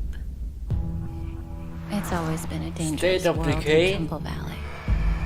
2. But now, it's hope that brings us back together. Yeah. It reunites old friends.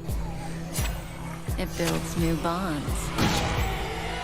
And in the face of a growing threat. Okay, gerade nichts für Kinder, aber okay.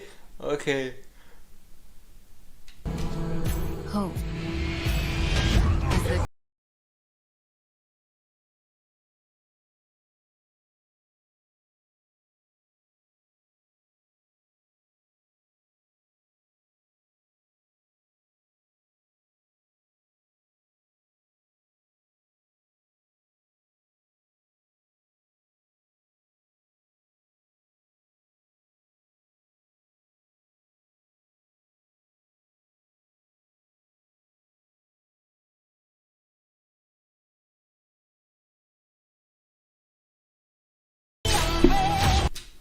Ich kenne Teil 1 gar nicht. Ist das so ein Ego-Shooter oder so ein Multiplayer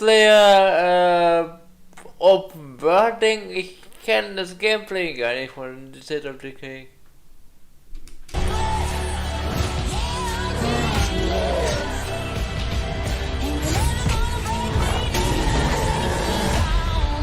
Welcome back to Trumbull Valley. Okay. Well, just like zombies themselves, it seems everything old is new again in State of Decay 2. And we have a guest to walk us through this Undead update. Please join me in welcoming Undead Labs Director of Communications, Wanda Russell. Hello, Wanda, how are you? Hello, I'm great. It's great to be here, talk about the Homecoming update releasing on September 1st. We are very excited to get this into players' hands. You are indeed. Ach, So let's talk about the Homecoming update. Also gibt es Obviously, we schon? are coming back to Trumbull Valley. We were there for Heartland, the update, back in 2019. Talk to me about the differences, and I'll sit right here and listen, because you're adorable. So Heartland is the story mode within the game, but it's a very linear, narrative-driven experience. You know, players couldn't move their communities there. So that's all changed with the Trumbull Valley map. It is the 5th core open world map. It's fully remastered, and it expands into 2 territories that were completely inaccessible in Heartland. So players can return to Trumbull Valley with their communities, start new communities there, and really start exploring everything that the new map has to offer. So then, would Homecoming be a sequel then to Heartland? Yeah, exactly right. So the events in Heartland kind of play out. You see what happens in Trumbull Valley. So we think of it as the 3rd part of our Trumbull saga that began with the original State of Decay game, continued into Heartland, and now we... Okay, Heartland, das neue jetzt, keine Ahnung, habe ich nie gespielt, deswegen, ich glaube es nicht einfach mal so, aber cool, dass sie das so halt, ja, ausbauen. See what has happened since then and what storylines might be coming to a close. So there is a lot for players to discover, a lot of environmental storytelling. Third Person und dann wohl einfach mit Waffen und so Survival-mäßig, ja, Zombies halt abschlachten und irgendwie halt wohl Ressourcen sammeln und okay. Verstehe. Ich kannte einfach das Gameplay gar nicht. Ich wusste jetzt nicht, ob es irgendwie Ego-Shooter ist oder jetzt Third Person. Okay, jetzt habe ich ungefähr eine Vorstellung vom Spiel. Okay, cool.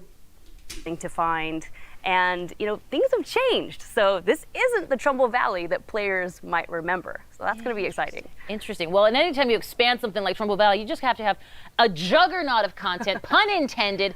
Talk to me a little bit about what some of those things are that players can get in on here now in the expanded Trumbull Valley. Yes, a ton of new content. In fact, we're doing something unique with the Trumbull Valley map. There are items there that you can only find on that map and nowhere else in the game, including 12 new hats and outfits, 10 new very cool weapons. We've got 6 new bases, 2 new achievements for achievement hunters. And on top of that, we are adding the game's 12th bounty pack. So that will be available from the bounty broker across all maps. And I have to say, they are some of the coolest weapons I have ever seen go into the game. I'm so excited for people to find them. A juggernaut amount of content, and I don't care who sees that second pun of the day. That works out great. Well, let's talk about the State of Decay community, because it's absolutely an integral part to this entire franchise. And State of Decay being on Xbox Game Pass, how has that impacted the community? How has that impacted the game? Talk to me about those. It's been fantastic, and you know, we have an amazing community. We love them so much. In fact, one of the reasons we're doing Trumbull Valley as a map is because it was one of the most requested features from the community, which also makes it very exciting for us to be able to say, we did it, you get it. And we have a major milestone that we're celebrating. State of Decay 2 has 10 million lifetime players. 10 million life. Okay, also jetzt rudere ich kurz zurück. Ich dachte ehrlich, das Spiel wäre noch nicht draußen. Ich habe mal den Trailer gesehen, ich war glaube ich noch im CGI, wo so ein Zombie-Elch war oder sowas. War ziemlich gruselig gewesen, so.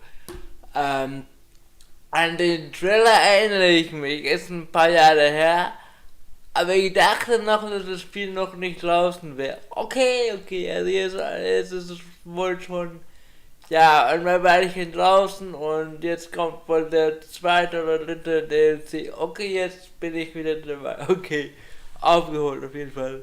Ich spiele halt, wie gesagt, keine Xbox, deswegen, ich höre auch von sowas davon, aber jetzt war ich nicht mehr so up-to-date. Aber jetzt habe ich es kapiert, okay. Lifetime hang your hat on that. I absolutely love that. That Really grateful. Incredible, amazing news. Congratulations to you and the entire team at Thank Undead you. Labs, man. Fantastic work. Well, speaking of Xbox Game Pass, let's give me the deets one more time when it comes to the update. So the update releases September 1st. It's a free update for all State of Decay 2 owners, and it's included with Xbox Game Pass. Happy homecoming. I love it. Thank you, Wonder, very much. My pleasure. Now we move from Trumbull Valley to the Lost Valley of Akria. This mystical location trades zombies for ancient warrior clans, forgotten temples of long-dead god kings, and a healthy dose of hack and slash. All Okay. this awaits in Stray Blade. Stray Blade.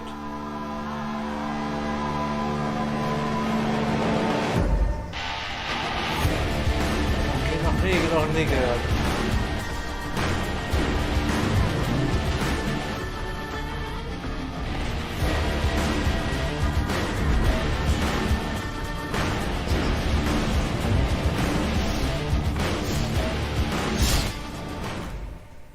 Okay, ist nicht zum ersten Mal, noch nie gehört. Aber okay, cool. In Stray Blade, you discover the mystical lost valley of Akria, a world which ranges from overgrown temple ruins to frozen caves and winding canyons. A game world that changes based on your victories and plenty of dudes to stab in blade-to-blade combat. If that weren't enough, you even get a fuzzy little pal to help you out. Between the epic fights and this small guy, there's clearly a lot going on here. So let's hear more from Point Blank Games about Stray Blade. Hello everybody, I'm Leonard Kausch, Game Director at Point Blank Games, and today I will show you Stray Blade. Let's go. Stray Blade is an action RPG where you play a rogue adventurer who is exploring the ancient valley of Akria with his companion, a witty wolf named Boji. Unveil the history of the Forgotten Valley, muster the powers of the 3 Akrian metals to restore balance to this war-torn land.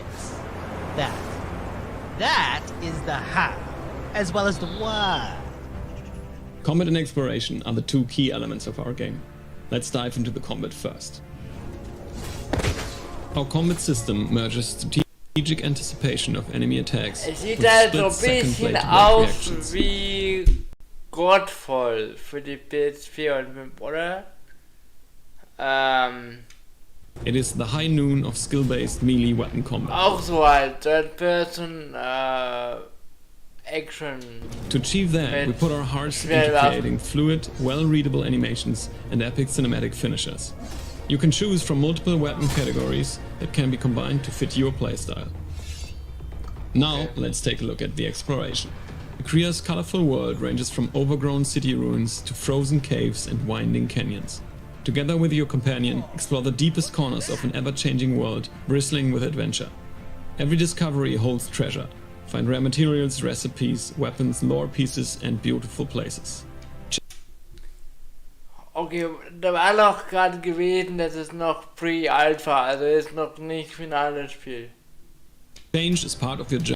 Also es ist jetzt quasi auch mal ein Spiel, das noch erscheinen wird. Oh Wunder, ich habe gedacht, da machen die jetzt nur so, Spiele, die bereits erschienen sind. Jetzt mal was Neues. Journey, where every victory impacts the world around you. When you die, time keeps moving forward. Enemy skills stay dead, new foes invade camps that you weakened, and when Boji revives you, only one thing is certain. The change you brought shapes what now awaits you. And of course, get ready for epic boss fights.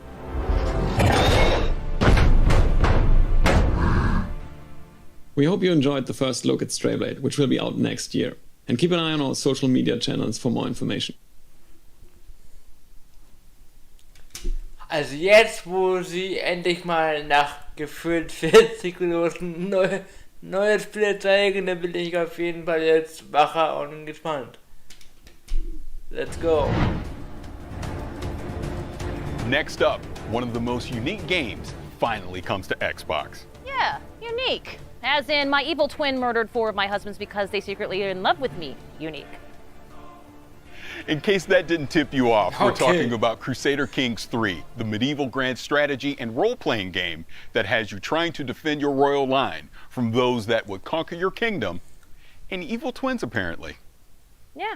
It's coming to Xbox as an adaptation, not a direct port, meaning that the UI and controls have been refined to bring that grand strategy experience. Ach, ich sehe gerade den Kommentar von Florian wegen State of Decay. Ach, sehr cool, okay. Wie gesagt, ich habe mal, es war ja auch 1-2 Jahre her, da habe ich halt diesen Cinematic Trailer gesehen, wo dann diese eine Frau war im Schnee und dann dieser Elch war, oder dieses, ja, Elch oder so ähnlich halt so, und das war so halt zombifiziert. Das war das Einzige, was ich von State of Decay weiß, und ich war mir sicher, es wäre noch nicht draußen. Irgendwann war es an mir vorbei. Deswegen, cool, okay, cool. Jetzt habe ich auch was gelernt. Controller. Not to mention bringing the grand strategy experience to my comfy living room couch. We'll all be ruling from our throne room soon enough. Check out Crusader Kings 3, now coming to Xbox consoles.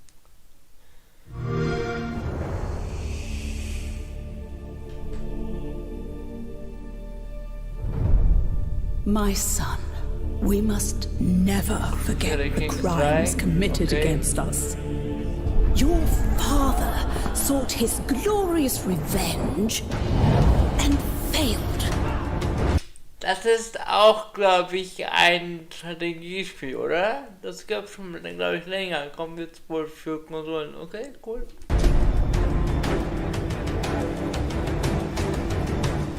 He never understood that the greatest wars are won with weddings, not warriors, with daggers, not swords.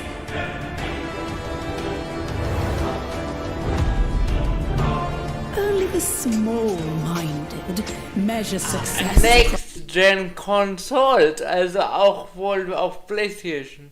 Kann sein? Vielleicht, weiß ich nicht. Across the span of a single life. The real game is played across generations. You see, real strategy requires cunning.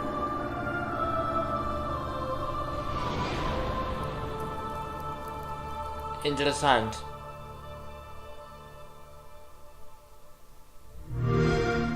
Oder meinen die jetzt Consoles, weil Series S und X? Kann ja auch sein, dass sie das damit meinen.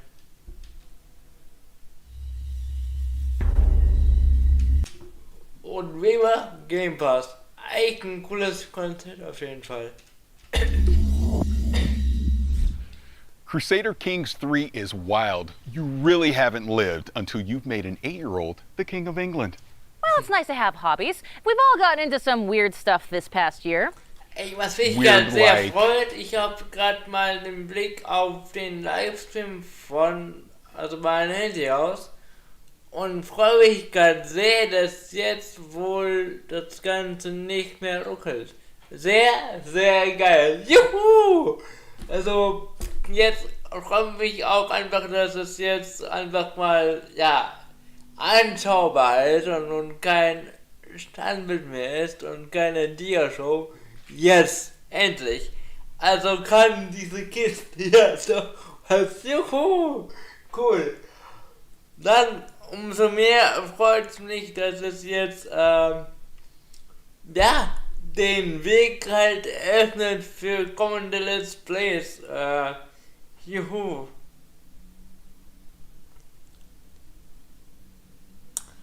Ja, ich weiß, Florian, dass es jetzt vermutlich nichts Playstation bezogenes kommen wird, aber kann ja sein, dass es halt mal so ein Multiplattform-Spiel kommt, wie so ein irgendein Assassin's Creed, das ja für alle kommt, so ist eine Art. Kann ja sein, aber war gerade nur so ein Gedanke gewesen.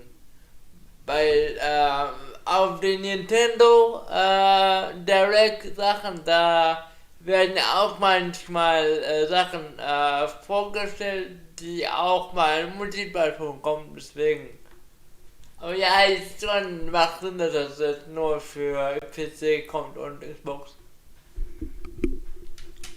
Diving into people's brains and exploring their mental universes projected into a psychedelic 60s wonderland kind of weird? Psychonauts, That kind of Leute. weird. Which Das war oder ist eines meiner Lieblingsspiele für die PS2. Also ich habe jetzt halt auf dem PC gespielt, bei Steam. Kam halt 2004, 2005 rum. Leute, ich habe das Spiel geliebt. Ich habe das erst neulich, vor 3 Jahren gespielt. Auf dem PC. Hat mir sehr, sehr, sehr gefallen. Hatte ich auch Ewigkeiten auf dem Radar, so. Und wie ihr mich halt kennt, brauche ich halt ein bisschen Zeit, um so alte Sachen nachzuholen. Habe ich gemacht, hat mir echt sehr gefallen. Einfach auch also diese Idee, wie, den ich halt spiele, so in die Gedankenwelt von den Leuten eindringt und ihre eigene Welt so, diese Psychologie hatte ich schon ein bisschen interessiert. Und jetzt kam endlich Teil 2 raus. Und Gott sei Dank auch noch für die PS4, weil Double Fine Games, also das Team dahinter, ist jetzt halt auch von Microsoft gekauft worden. Und das macht ja auch dieser Team Schäfer, der das auch machte mit Monkey Island, das legendäre Spiel. Den feiere ich halt voll. Und guckt jetzt, wo ich halt was weiß oder kenne, und jetzt will ich halt wieder voll so wo ich halt viel Talent habe. Und jetzt kommt halt wohl raus und soll echt gut geworden sein. Ist auf jeden Fall jetzt auf meiner Bucketlist. Will ich mir auf jeden Fall holen. Vielleicht, wenn es ein bisschen günstiger ist, nicht zum Vollpreis, weil das kam gerade, glaube ich, erst die Woche raus. Aber bald auf jeden Fall. Which means I am so excited for Psychonauts to finally get a sequel. It has been so long. There really is something special about Psychonauts, isn't it? Gab ja 16 oder 17 Jahre jetzt her. Es ist krass einfach. Really is indeed. Now, think about this. 2005, when Psychonauts originally came out, was a different time for gaming. Most of the biggest games that year, we're talking Resident Evil 4, Battlefield 2, Call of Duty 2. They were great games, for sure. But they were all big, beefy shooter games. Meanwhile, Psychonauts had humor, whimsy, and surprisingly heartfelt moments. It was an oasis of color. Ihr seht gleich, was ich meine. Also ich kann jedem echt mal das erste Spiel empfehlen. Gibt's für die PS2, gibt's für, ich glaube, GameCube und so, also diese Ära. Aber halt auch für Steam. Kann ich echt jedem empfehlen, den ersten Teil, wirklich. Es wird auch gültig sein, wenn ihr so diese Mario-mäßige Jump'n'Runs mögt und eine coole, witzige Story, gönnt euch, wirklich. And humanity in an era when games were increasingly turning grimy, dark, and combative. Not to mention having some deceptively deep character moments. That's why the original is considered a cult classic. It has been a long time coming, and it is finally here. Enjoy this long-awaited launch trailer for Psychonauts. Ha, und das ist halt auch erhältlich mit PS4. Juhu. Deswegen. Well, this shouldn't take too long.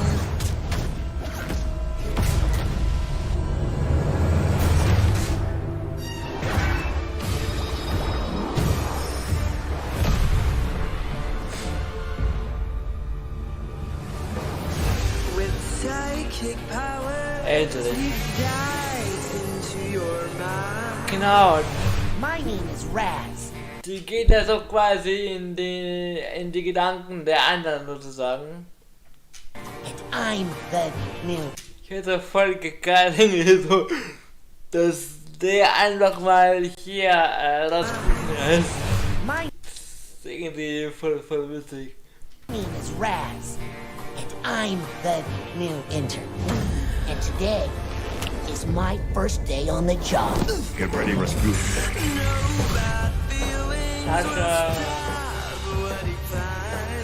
Did you forget everything I taught you about levitation, Rasputin? I'm not supposed to check out equipment to interns. You? Es ist echt wie so ein Pixar-Film jetzt mit der neuen Grafik. Davor war es ja so die PS2-Ära, war auch gut alles und jetzt ist halt alles noch so krasser einfach. Deswegen. Did what? Can't we just... No. Quit picking on the new kid. We were all new once, in case you forgot. I've got eyes on the target. And I've got eyes on me. All I see is another unruly peasant. Oh boy. When men do misfire, turn the world on its side.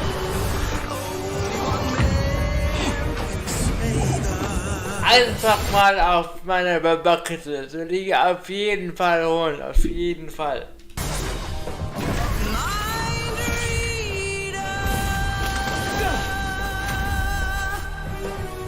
It wouldn't be the first time the Psychonauts underestimated Maligula's power. Fire! Leave it to me.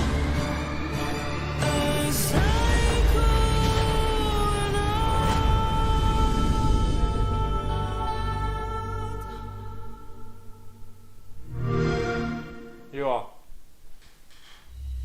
Wird gerollt auf jeden Fall. Gibt's nicht für die PS5, aber für die PS4 noch, zum Glück.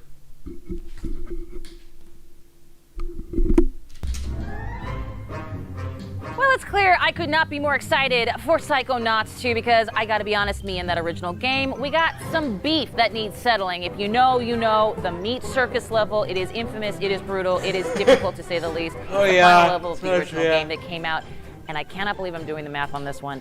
16 years ago, Tim Schafer and Lizette Petrie Montgomery.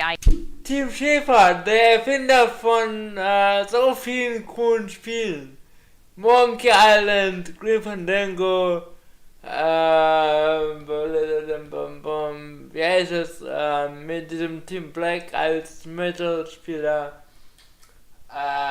Brutal Legends und eben Psychonauts. Deswegen ja.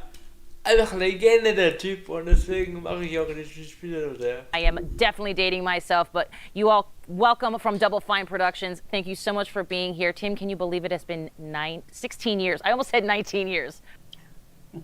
Yeah, it feels like only yesterday, but it kind of was for Raz because the story picks up right where the first game left off. And even though it has been a lot of years, it's a game that matters a lot to us. We really love it here at Double Fine, and we know that a lot of fans, it meant a lot to them. And so we really want to be true to the spirit of the first game, which we were able to do because we brought back a lot of the same. Das Spiel war am Anfang, glaube ich, auch nur so als ganz klein indie-mäßiges Crowdfunding-Projekt gestartet. Und jetzt hat es ja Microsoft gekauft und hat dann richtig finanziell geholfen, deren Vision quasi zu realisieren. Voll cool auf jeden Fall. Voice actors, and we also have a lot of people on the team here that worked on the first game, as well as bringing on a bunch of new people like Lisette. Thank you. It was really important for us to carry the legacy forward, especially the cool style of Wonk that is very prevalent in the first game. Style of Wonk. Just put it on a shirt. I'm in there for it. Let's roll it back a bit. Of course, this can be kind of a trippy idea if you're not familiar. Psychonauts, they still jump into people's minds, I'm assuming, like the first game, right? So if a Psychonaut sort of dove into my brain, it would be like a lot of Ted Lasso quotes and French Bulldog memes. Am I correct, Tim? Yeah, that's what's fun about a Psychonauts game is that all the levels are different, just like every person is different, based on their personality. If you could jump into someone's mind, what would it look like in there? What would be the color of the sky, and like who would the monsters be? And in Psychonauts, you get to do that because Raz has the power of astral projection. And when he goes in, he gets to fight those monsters and help people deal with their nightmares and wrestle with their inner demons. And so there's a ton of variety, and there's a lot of anything goes. We can go to any location, we can have any art style, and coming up with new levels for the second game was really fun to do. Well, I loved it from the first game, certainly. Let's talk a little bit about how that kind of concept expresses itself in the game world. I mean, Psychonauts 2 has got it all over the place, I'm sure.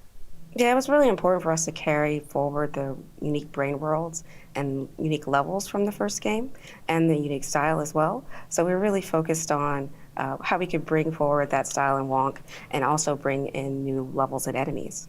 Now, of course, it wouldn't be Psychonauts without new mental demons, and I'm sure it's happening in Psychonauts 2. What does this mean? Does it mean basically is that we're finally able to slap COVID anxiety in the face? Well, I don't know if you get to slap anxiety in your face, but you definitely get to slap some panic attacks, and COVID definitely caused a lot of those.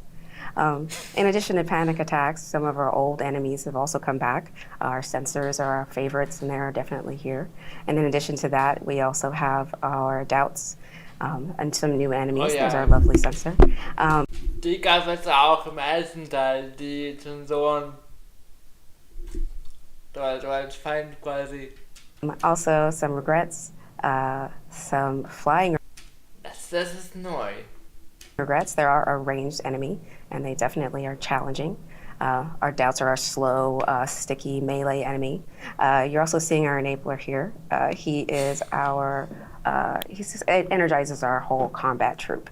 So we have a whole cast that you can battle and fight with. Including the new bad mood. Including the bad mood. Which is... It's an electric storm of feelings that you have to fight. Now, for those who haven't played the original, available now on Xbox Game Pass, by the way, wink. Tim, why is Raz so good at rummaging through brains? Raz is, he has some very special skills. He has two whole sets of skills, one being the acrobatic skills he learned growing up in the circus. He can balance on tightropes, jump on trampolines, swing on trapezes, and that helps him navigate and get around to all kinds of interesting places. But he also has this other side to his personality, which is that he's a powerful psychic. So he can levitate objects, he can use telekinesis and pyrokinesis. Ist He has echt so these powers, wie which so ein klassisches, jetzt mittlerweile oldschool Jump and Run von der, ja, so PS2-Zeit ist ja auch so und halt nur in modernem Look und das ist genau die Spiele, die ich halt voll gerne mag und für den ich halt so aufwuchs. Deswegen bin ich auch so gehypt über das Spiel. People might recognize from the first game, as well as 3 new powers for the second game. He has the ability to mentally connect thoughts together, and he can connect 2 thoughts and actually connect 2 thoughts together to solve puzzles and to navigate in this game. He has the power of time bubble, which is just change and slow down how things are moving by changing people's perception of time. And he also has the power of projection, which allows him to pull an archetype, a personality, out of his unconscious mind and bring it into the world that he's in, like a companion in battle or in puzzle solving.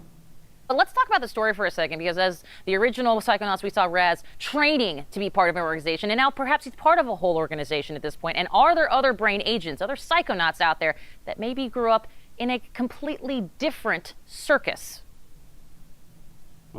Yeah, we have a lot of new characters in this game. We do. We have a lot of new characters in this game.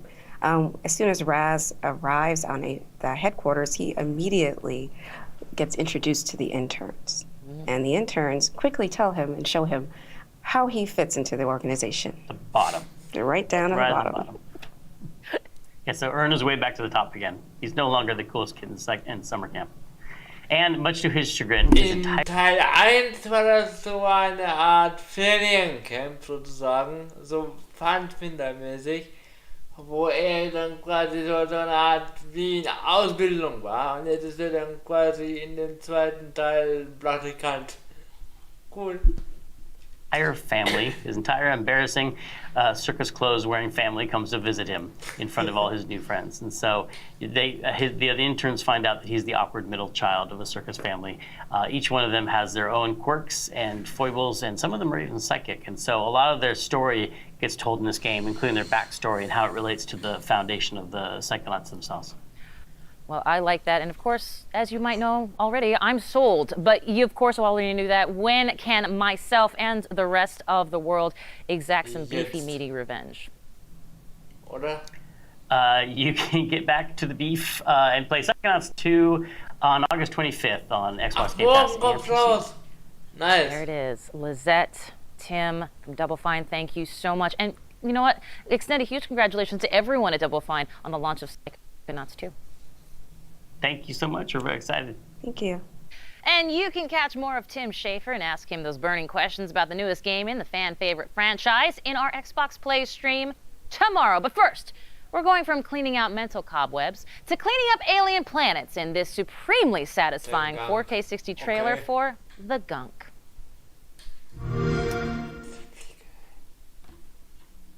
Teamwork. Okay. Pretty sure the ship's insurance won't cover alien storm damage. You have to be careful out there. The gunk's eating everything here. Okay. This planet is literally a paradise when the gunk's gone.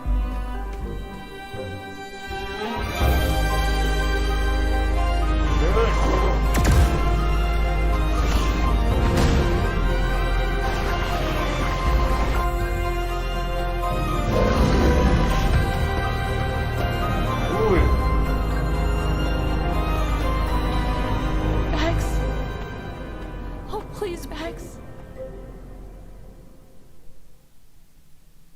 Sah ganz cool aus auf jeden Fall. Alter, was macht diese Fliege hier? Fliegt hier rum wie so eine desorientierte... Keine Ahnung was. Okay, egal. Sorry.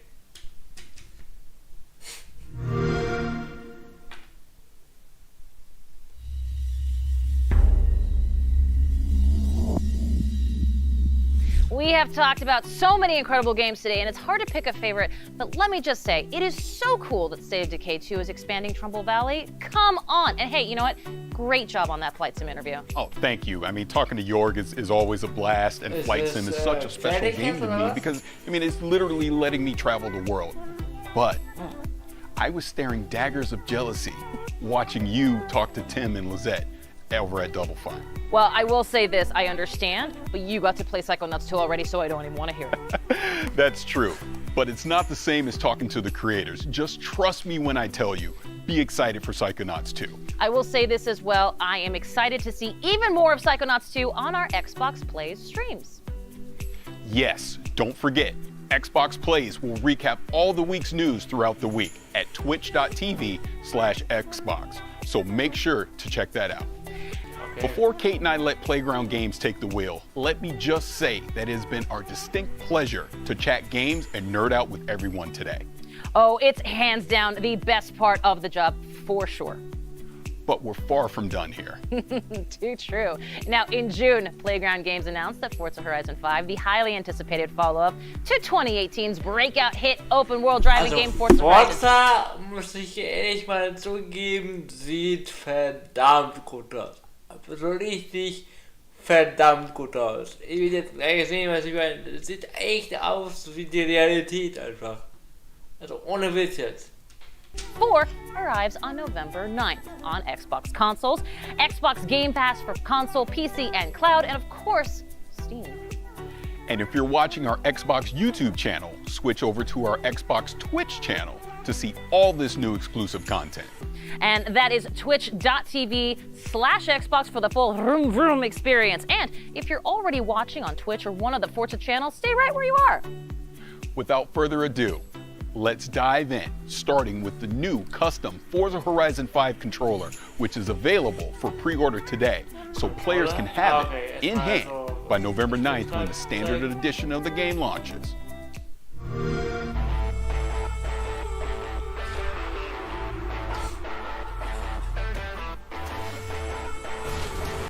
Konzerte, oh Gott, ich vermisse so sehr einfach.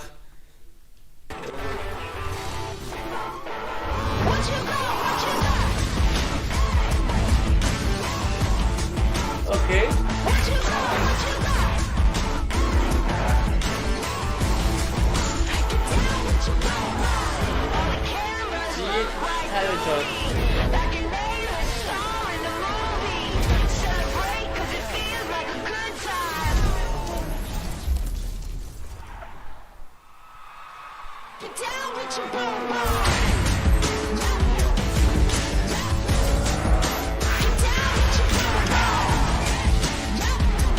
Ist das gerade wie wieder ein Lied, deswegen mache ich mal ganz kurz mal auf leise. Ich habe schon garantiert mal ein paar Copyright-Beschwerden hier, aber okay. Was soll's? Bin ich noch live? Ja. Okay. Jetzt kann es auch wieder losgehen. Here, and I'm at Playground Games with Forza Horizon creative director Mike Brown and Forza Horizon art director Don Arcetta. Hello, everybody. Hi, everyone. Hi, Charlie. Hey, Charlie. Hello. How cool is this? That is stunning. Look at that. Well, we obviously just saw a really cool video about it, and I'll be the first to say there is an amazing influence of Mexican car culture and music literally splayed right across the front. Isn't that right? Absolutely. It just feels like it's a part of the Horizon Festival, like it's just dropped out of the game into your lap. Absolutely. Absolutely love it. And there's so much we do want to show the fans, and it's been quite difficult to decide where to start. So can you maybe tell us a bit more about the game, Mike? Sure, yeah. So Forza Horizon 5 is bringing the Horizon Festival's unique brand of fun and freedom to beautiful and vibrant Mexico. Players are going to set out across the largest, most diverse open world we've ever built in hundreds of the world's most beautiful and exciting cars. Yeah, and people think that Mexico is just a desert or a beach, but there's so much more to it, isn't there? That's right. Even though it does have pretty awesome beaches and a number of amazing deserts, it also has vast canyons, hidden temples, awesome, beautiful historic cities, and even a towering snow-capped volcano, the highest point we've ever had in a Horizon game. So you've talked about how Forza Horizon 5 showcases powerful, all-new graphical features, but what more can you tell us about that? So yeah, our Mexican HDR sky captures really illuminate the world to the point where you feel like you're really there. And thanks to the Xbox Series X and S, ray tracing is utilized in Forza Vista to really make our cars look more true to real life. You'll encounter the smallest of details as you travel throughout the world, all rendered in striking realism. Oh, that's such an exciting overview. I cannot wait. And next up is something we know that Forza Horizon fans have definitely been waiting for the most. Mike, what exactly is that? Yeah, that's right. We are about to reveal the cover of Forza Horizon 5, featuring the incredible Mercedes AMG 1 and the 2021 Ford Bronco Badlands. Should we take a look? Let's do it, yeah. Ooh, okay. Das ist kein Foto, ne? Es ist Spielgrafik, Leute. Verdammt krasse, geile Grafik. Wahnsinn.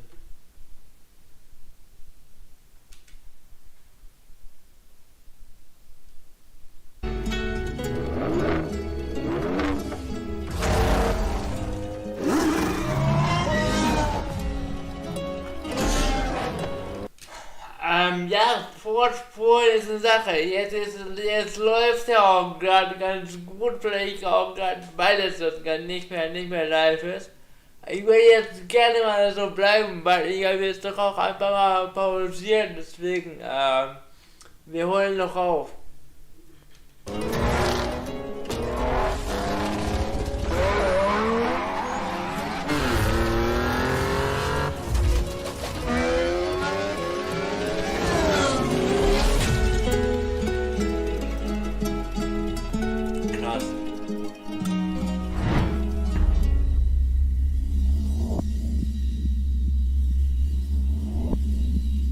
Now, those are two very different ways to explore Mexico. So what I want to know is why those two cars were chosen and what players can expect when they get behind the wheel. Yeah, so those differences are exactly why we chose them. The Mercedes AMG 1 marks the first time a car features Formula One hybrid technology almost one-to-one from track to the street. And with the 2021 Ford Bronco Badlands, that's primed for rugged off-roading across Mexico's vast terrain. And I'm certain people can't wait to see more of what these cars can do in the game, so I don't think we should keep them waiting any longer. Mike, can you tell us about what we're about to see next? Yes, so in a few moments' time, we'll be kicking off a Forza Horizon 5 Let's Go stream, and everybody should check that out for a big deep dive into loads of new content and features from Forza Horizon 5.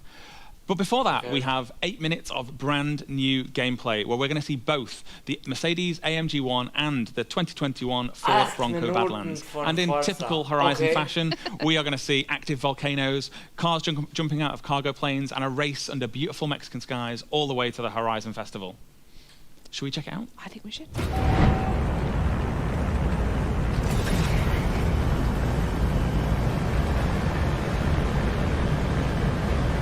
Let's go!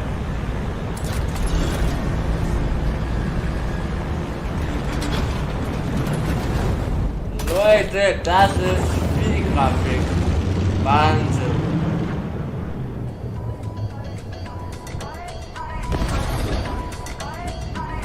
Okay.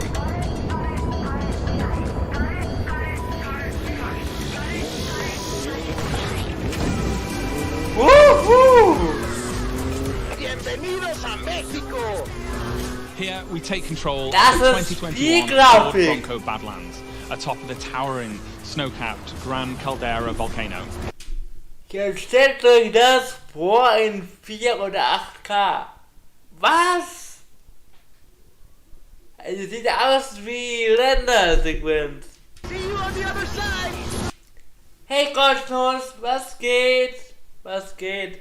Ja, wie du siehst, bin ich wieder mal live, weil ich habe jetzt quasi mein eigenes Video quasi verschieben lassen und bin jetzt live wegen diesem Event hier.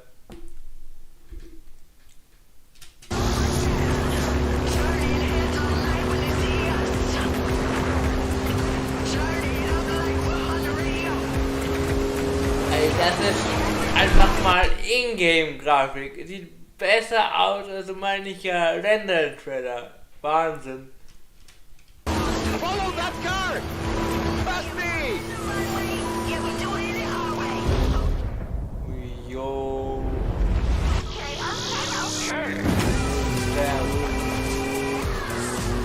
Also das hat mich jetzt gecatcht auf jeden Fall. Also das Forza würde ich selbst mal gerne aneinanderlegen, ey. Krasse Grafik.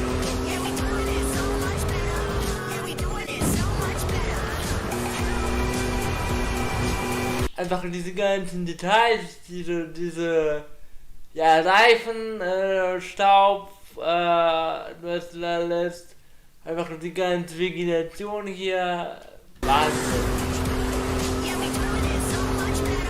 9. Oktober, okay, krass.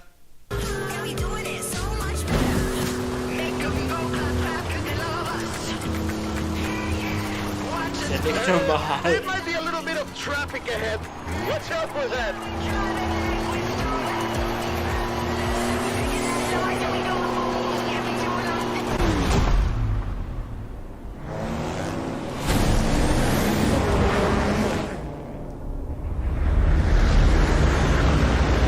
Making new friends, eh? You go enjoy yourself. I have to go make another delivery.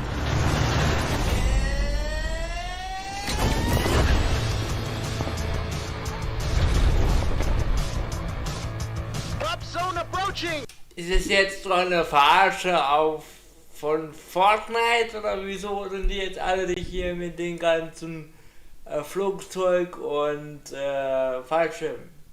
Das ist sehr lustig. Danke dir, Konsul. Also ich habe ja heute eigentlich auch halt schon mein Video fast fertig geschnitten gehabt. So und jetzt hatte ich ja gesehen, dass es halt dieses Event heute stattfindet. Und da habe ich gedacht, nee, dann muss ich halt jetzt das heute mal darauf reagieren. Und das Video kommt einfach irgendwann, wenn ich halt noch eine Lücke finde in der Woche. Weil ich glaube, wenn ich jetzt sowohl das Video als auch den Livestream heute machen würde, dann würde das einfach eine von den beiden Sachen halt, vielleicht untergehen. Und weil das Video ziemlich viel Arbeit gewesen ist, würde ich halt schon gerne, dass das jetzt einfach mal auch gesehen wird, deswegen. Lovely day for a drive.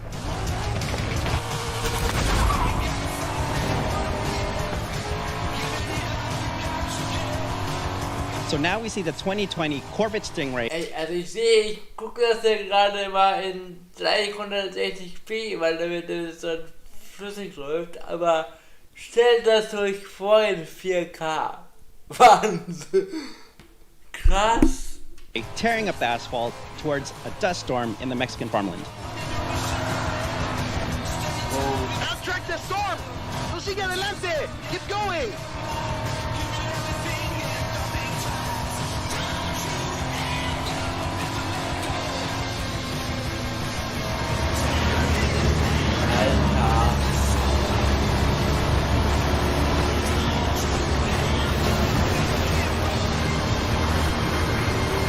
Sowas von gestresst. Okay, there's no other way around. We've got to go through it.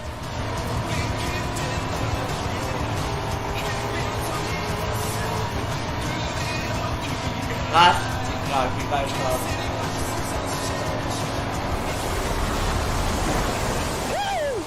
For the eye of the storm.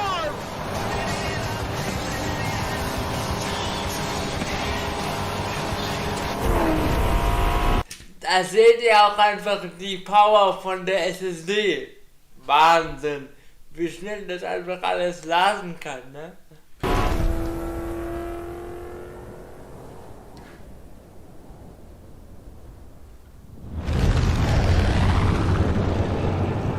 Okay, on my mark. 5, 4. 4 now, that's fine. This could get a little rough.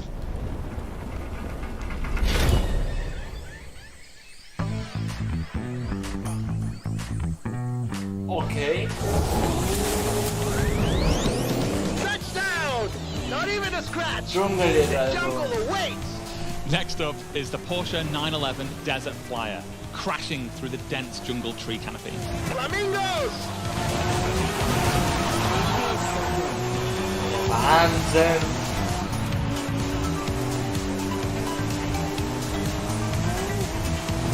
Also guckt euch einfach später gerne nochmal das Ganze in 4K an, das du willst einfach nur, ja, wie die Realität. Das ist gerade krass fotorealistisch. Das ist gerade, bin gerade echt geflasht von der Grafik.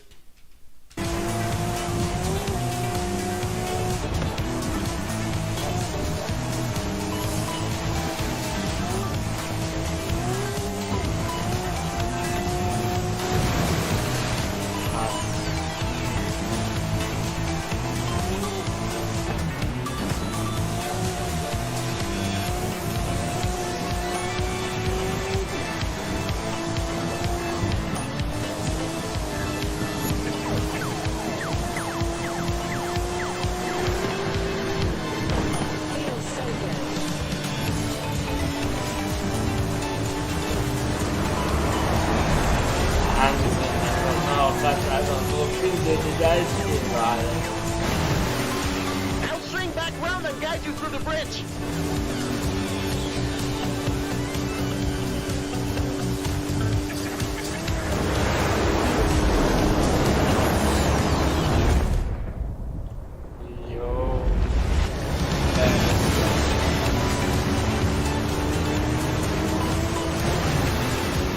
¡Qué maravilla! You're not gonna believe your eyes when you see this. Keep going. Ja, und Kreuznuss, viel Erfolg auf jeden Fall fürs Lernen. Falls du Klausuren hast, viel Erfolg auf jeden Fall.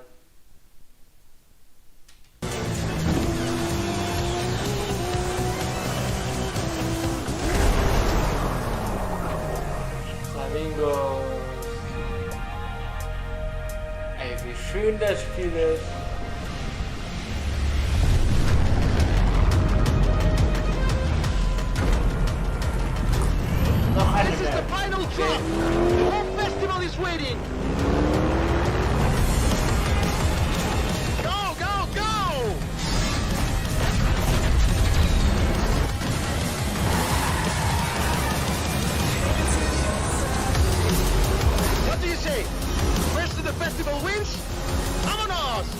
on the final leg, we have the stunning Mercedes AMG 1 at full speed across Mexico's sun-baked rocky coast.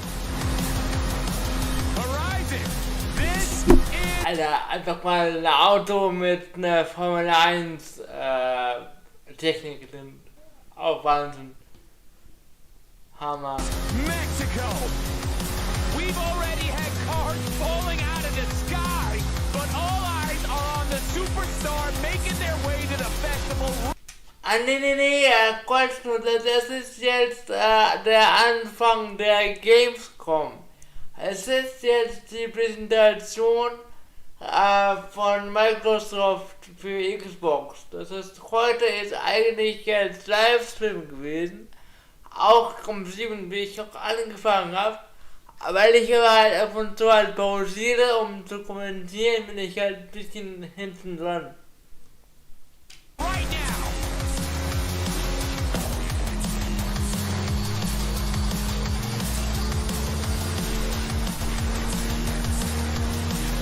Alter, diese Grafik ist... If you've just arrived at Horizon Mexico, then you are in for a treat, my friend. Ey, in 2-3 Jahren ist diese Grafik halt Standard. Das ist krass. Get ready for the biggest Horizon adventure of your life.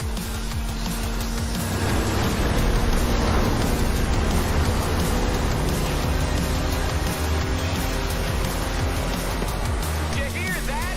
Well, that is the last inbound cargo flight racing neck and neck with an AMG 1.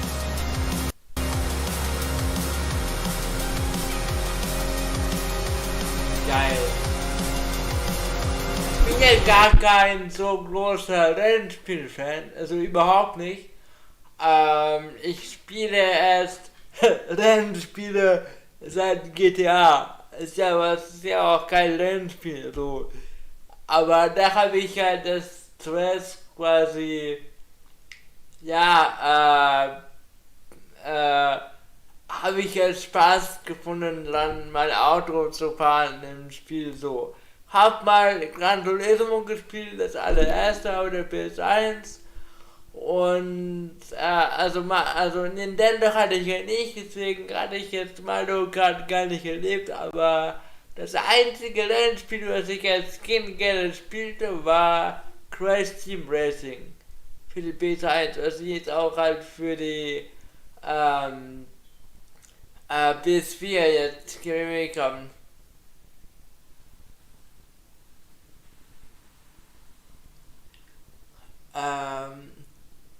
Wollte ich nicht da mitmachen? Wo? Was meinst du, Kons-T? Bei der Gamescom, bei der Xbox oder was? Was ich weiß gerade nicht genau, was du meinst, aber vielleicht, ich weiß gerade nicht genau, was du meinst.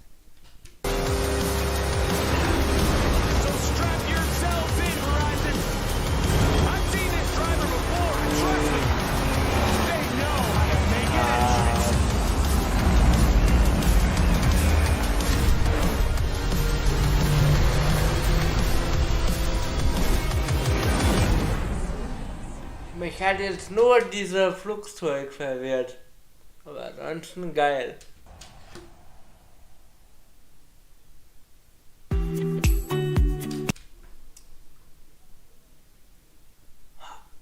Ach so, das habe ich ja gemeint, dass ich quasi wie jetzt auch einfach darauf reagiere, auf alles, was von der Gamescom halt kommt. Das meinte ich. Nicht jetzt mitmachen als Entwickler oder sowas. Also jetzt quasi, was ich jetzt tue. Alle Präsentationen rund um Gamescom werde ich halt darauf reagieren.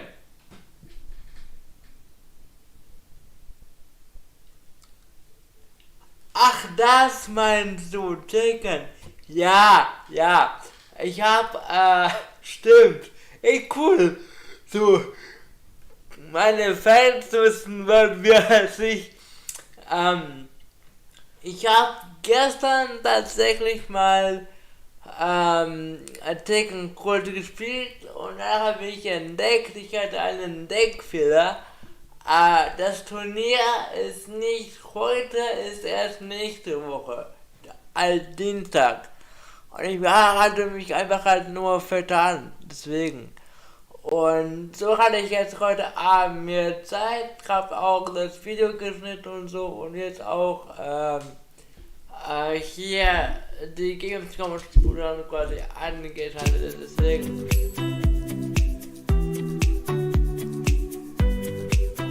Also ich muss mal ganz kurz für gerade Jungs, ich komme gleich wieder. Bis gleich. Moment.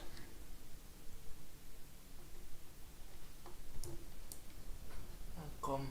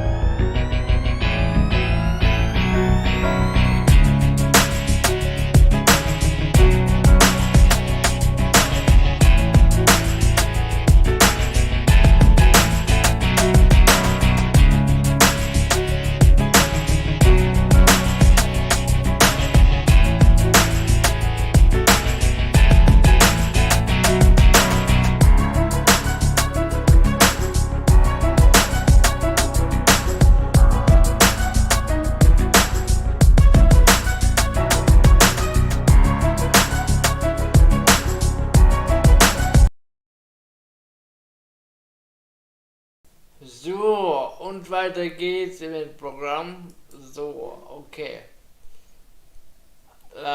Willkommen zurück zum Livestream.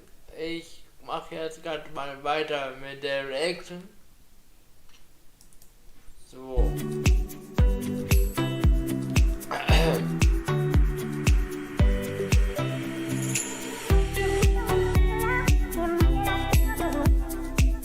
Und ist schon vorbei.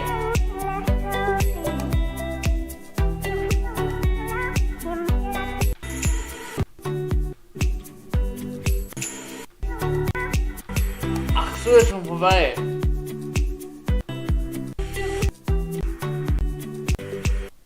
Ach so, okay, dann ging ich gerade mal auf Toilette, als schon alles vorbei war. Okay.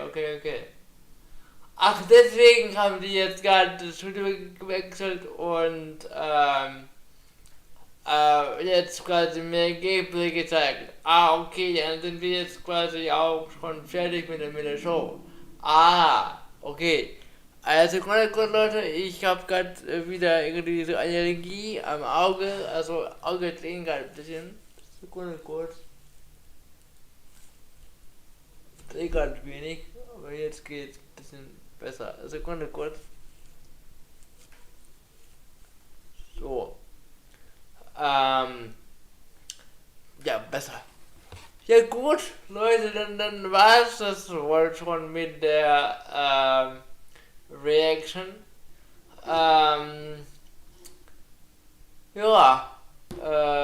Ich fand das Ende cool. State of Decay habe ich jetzt quasi neu kennengelernt, weil ich das Spiel halt vorher nicht so kannte. Aber ansonsten war jetzt für mich wenig Interessantes oder halt Neues, weil gut, ja, Psychonauts 2 kommen jetzt raus, auch für die PS4. Aber, ja, wusste ich halt schon so. Nichts von Halo, nichts von dem neuen Hellblade, von Ninja Theory, keine großen neuen Überraschungen und so weit, kein GTA, relativ, ich will jetzt nicht sagen mau, aber für mich als kein Xbox-Spieler auch wenig verlockend, das also ehrlich gesagt. Forza sah halt echt mega aus, muss ich halt zugeben. Obwohl, okay, das mit dem Cloud Gaming war ganz cool. Definitiv, aber hat mich jetzt auch noch nicht so umgestimmt, muss ich jetzt mal sagen. Also, und deswegen ist jetzt auch alles, ist halt nochmal der Anfang von der Gamescom, was auch ganz cool ist, ja. Und so kann es hoffentlich auch weitergehen. Also morgen werde ich ja live gewesen. Ist ja schon fest quasi. Morgen beginnt aber die offizielle Zeremonie quasi mit der Gamescom, und zwar mit dieser Opening Night Live. Da wird dieser Jeff Keighley das Ganze moderieren. Der hat es ja auch jetzt ein paar Jahre gemacht und ist ja auch ein guter Freund von Hideo Kojima. Vielleicht ist er jetzt auch mehr los morgen, und dann werden auch halt mal andere Konsolen näher beleuchtet. Nicht nur die Xbox, und auch mal die Playstation und so. Vielleicht bekommen wir ja echt mal was Neues zu God of War oder irgendwas in der Art. Ahoi, Morbid, was geht? Ja, du hast gerade die Reaction auf die Xbox-Präsentation verpasst. Aber nicht schlimm, du kannst das Ganze gleich halt nochmal zurückspulen, wenn du willst. Ich würde vorschlagen, Leute, ich habe ja noch mein Video noch nicht ganz fertig geschnitten. Ich würde vorschlagen, ich habe eine Idee, ich habe jetzt mein Video noch nicht ganz fertig geschnitten. So. Und ich habe doch neulich gearbeitet und ich habe eine Idee. Warum nehme ich euch jetzt nicht mit auf eine Reise, wo ich einfach mein kommendes Video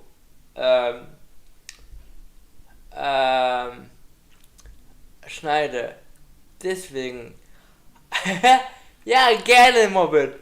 Morgen bin ich auch wieder live mit der Opening Night Live. Da geht die Gamescom richtig los. Und ich werde euch aber alles am Ende so als eine einzelne Playlist machen. Und ich habe mich jetzt gefreut, dass später jetzt dann doch nochmal die Reaction quasi gelungen war. Weil es war jetzt alles nicht mehr so ruckelig. Weiß jetzt nicht, woran es jetzt genau lag, aber finde ich halt cool, auf jeden Fall. Sehr nice. Ich kann ja mal so einen Test machen. Ich klicke jetzt einfach auf irgendein random Video, auf irgendwas. Wenn es denn leer laden würde.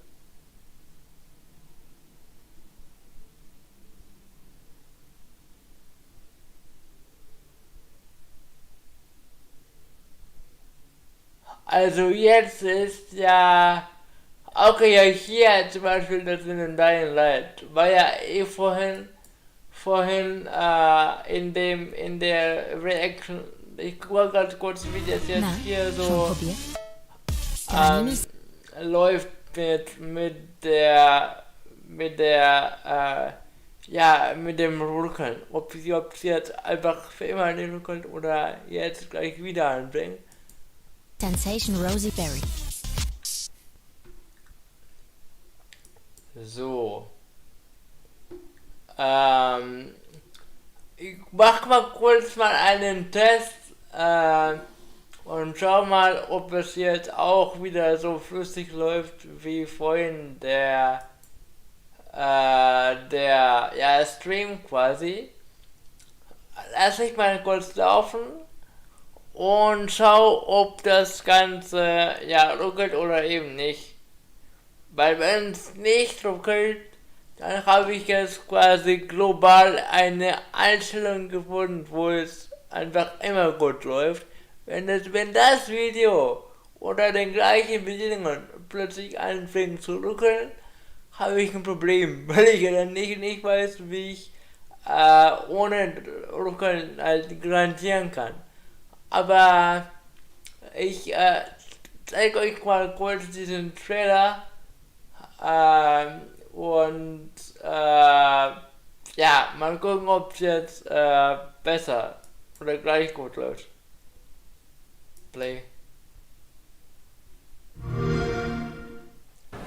Sometimes I wonder what this city looked like before all this. Probably like many others. So, bei mir ist jetzt alles soweit flüssig gewesen. Ich gucke ganz kurz mal bei mir in dem Livestream auf meinem Bildschirm. Ich sehe gerade, dass mein Stream ein bisschen in der Vergangenheit ist noch, aber ist nicht schlimm. Okay, ich bin jetzt auch gerade nur ein paar Sekunden in der Vergangenheit. Okay, dann muss ich jetzt noch mal ganz kurz warten. So, dann gucke ich mal gerade mal, wie das mit der Bildwiederholrate ist. Ach, es geht voll. Es geht voll. Jawohl. Jawohl. Es ist flüssig heute, es ist flüssig. People had their ambitions, plans, lives. Now it's all gone. The virus started it, but it was the people who made the world the way it is. Nice. The city. Nice, Leute, also einfach jetzt habe ich die Regel gefunden. Ich musste einfach nur in 360p schauen, so, dann geht's, dann ruckelt es nicht mehr so arg. Sehr cool. Dann kann ich das ja jetzt immer so machen. Nice. Dann kommen jetzt echt mal ein paar Reactions als Videos. Sehr geil. Sehr geil.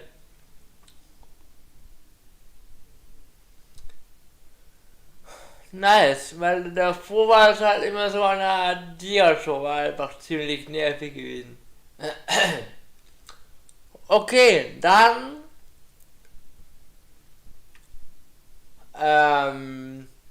würde ich vorschlagen, ich beende jetzt diesen Livestream hier und mache euch gleich eine neue Überraschung. Ich werde jetzt einfach mein Video fertig schneiden und ich lasse euch dabei mal zugucken. Was haltet ihr denn davon? Das Thema werdet ihr nicht erfahren, weil ich werde halt mal den Ton nicht preisgeben quasi. Das Bild ist in dem Moment ja egal, ihr seht jetzt nur einen kleinen Spoiler, wie ich, was ich halt anhabe im Video, das war's auch schon. Deswegen ja, also ich würde sagen, ich mache jetzt gleich mal eine Tour, wie ich mein Video schneide. Ja, was ich auch halt bald rausbringe, deswegen würde ich mal sagen, ich beende diesen Livestream und fange einen neuen an und werde dann mal jetzt arbeiten und euch einfach mal mitnehmen auf die Reise, wie ich mein Video schneide, weil das Video kam jetzt auch noch nicht raus.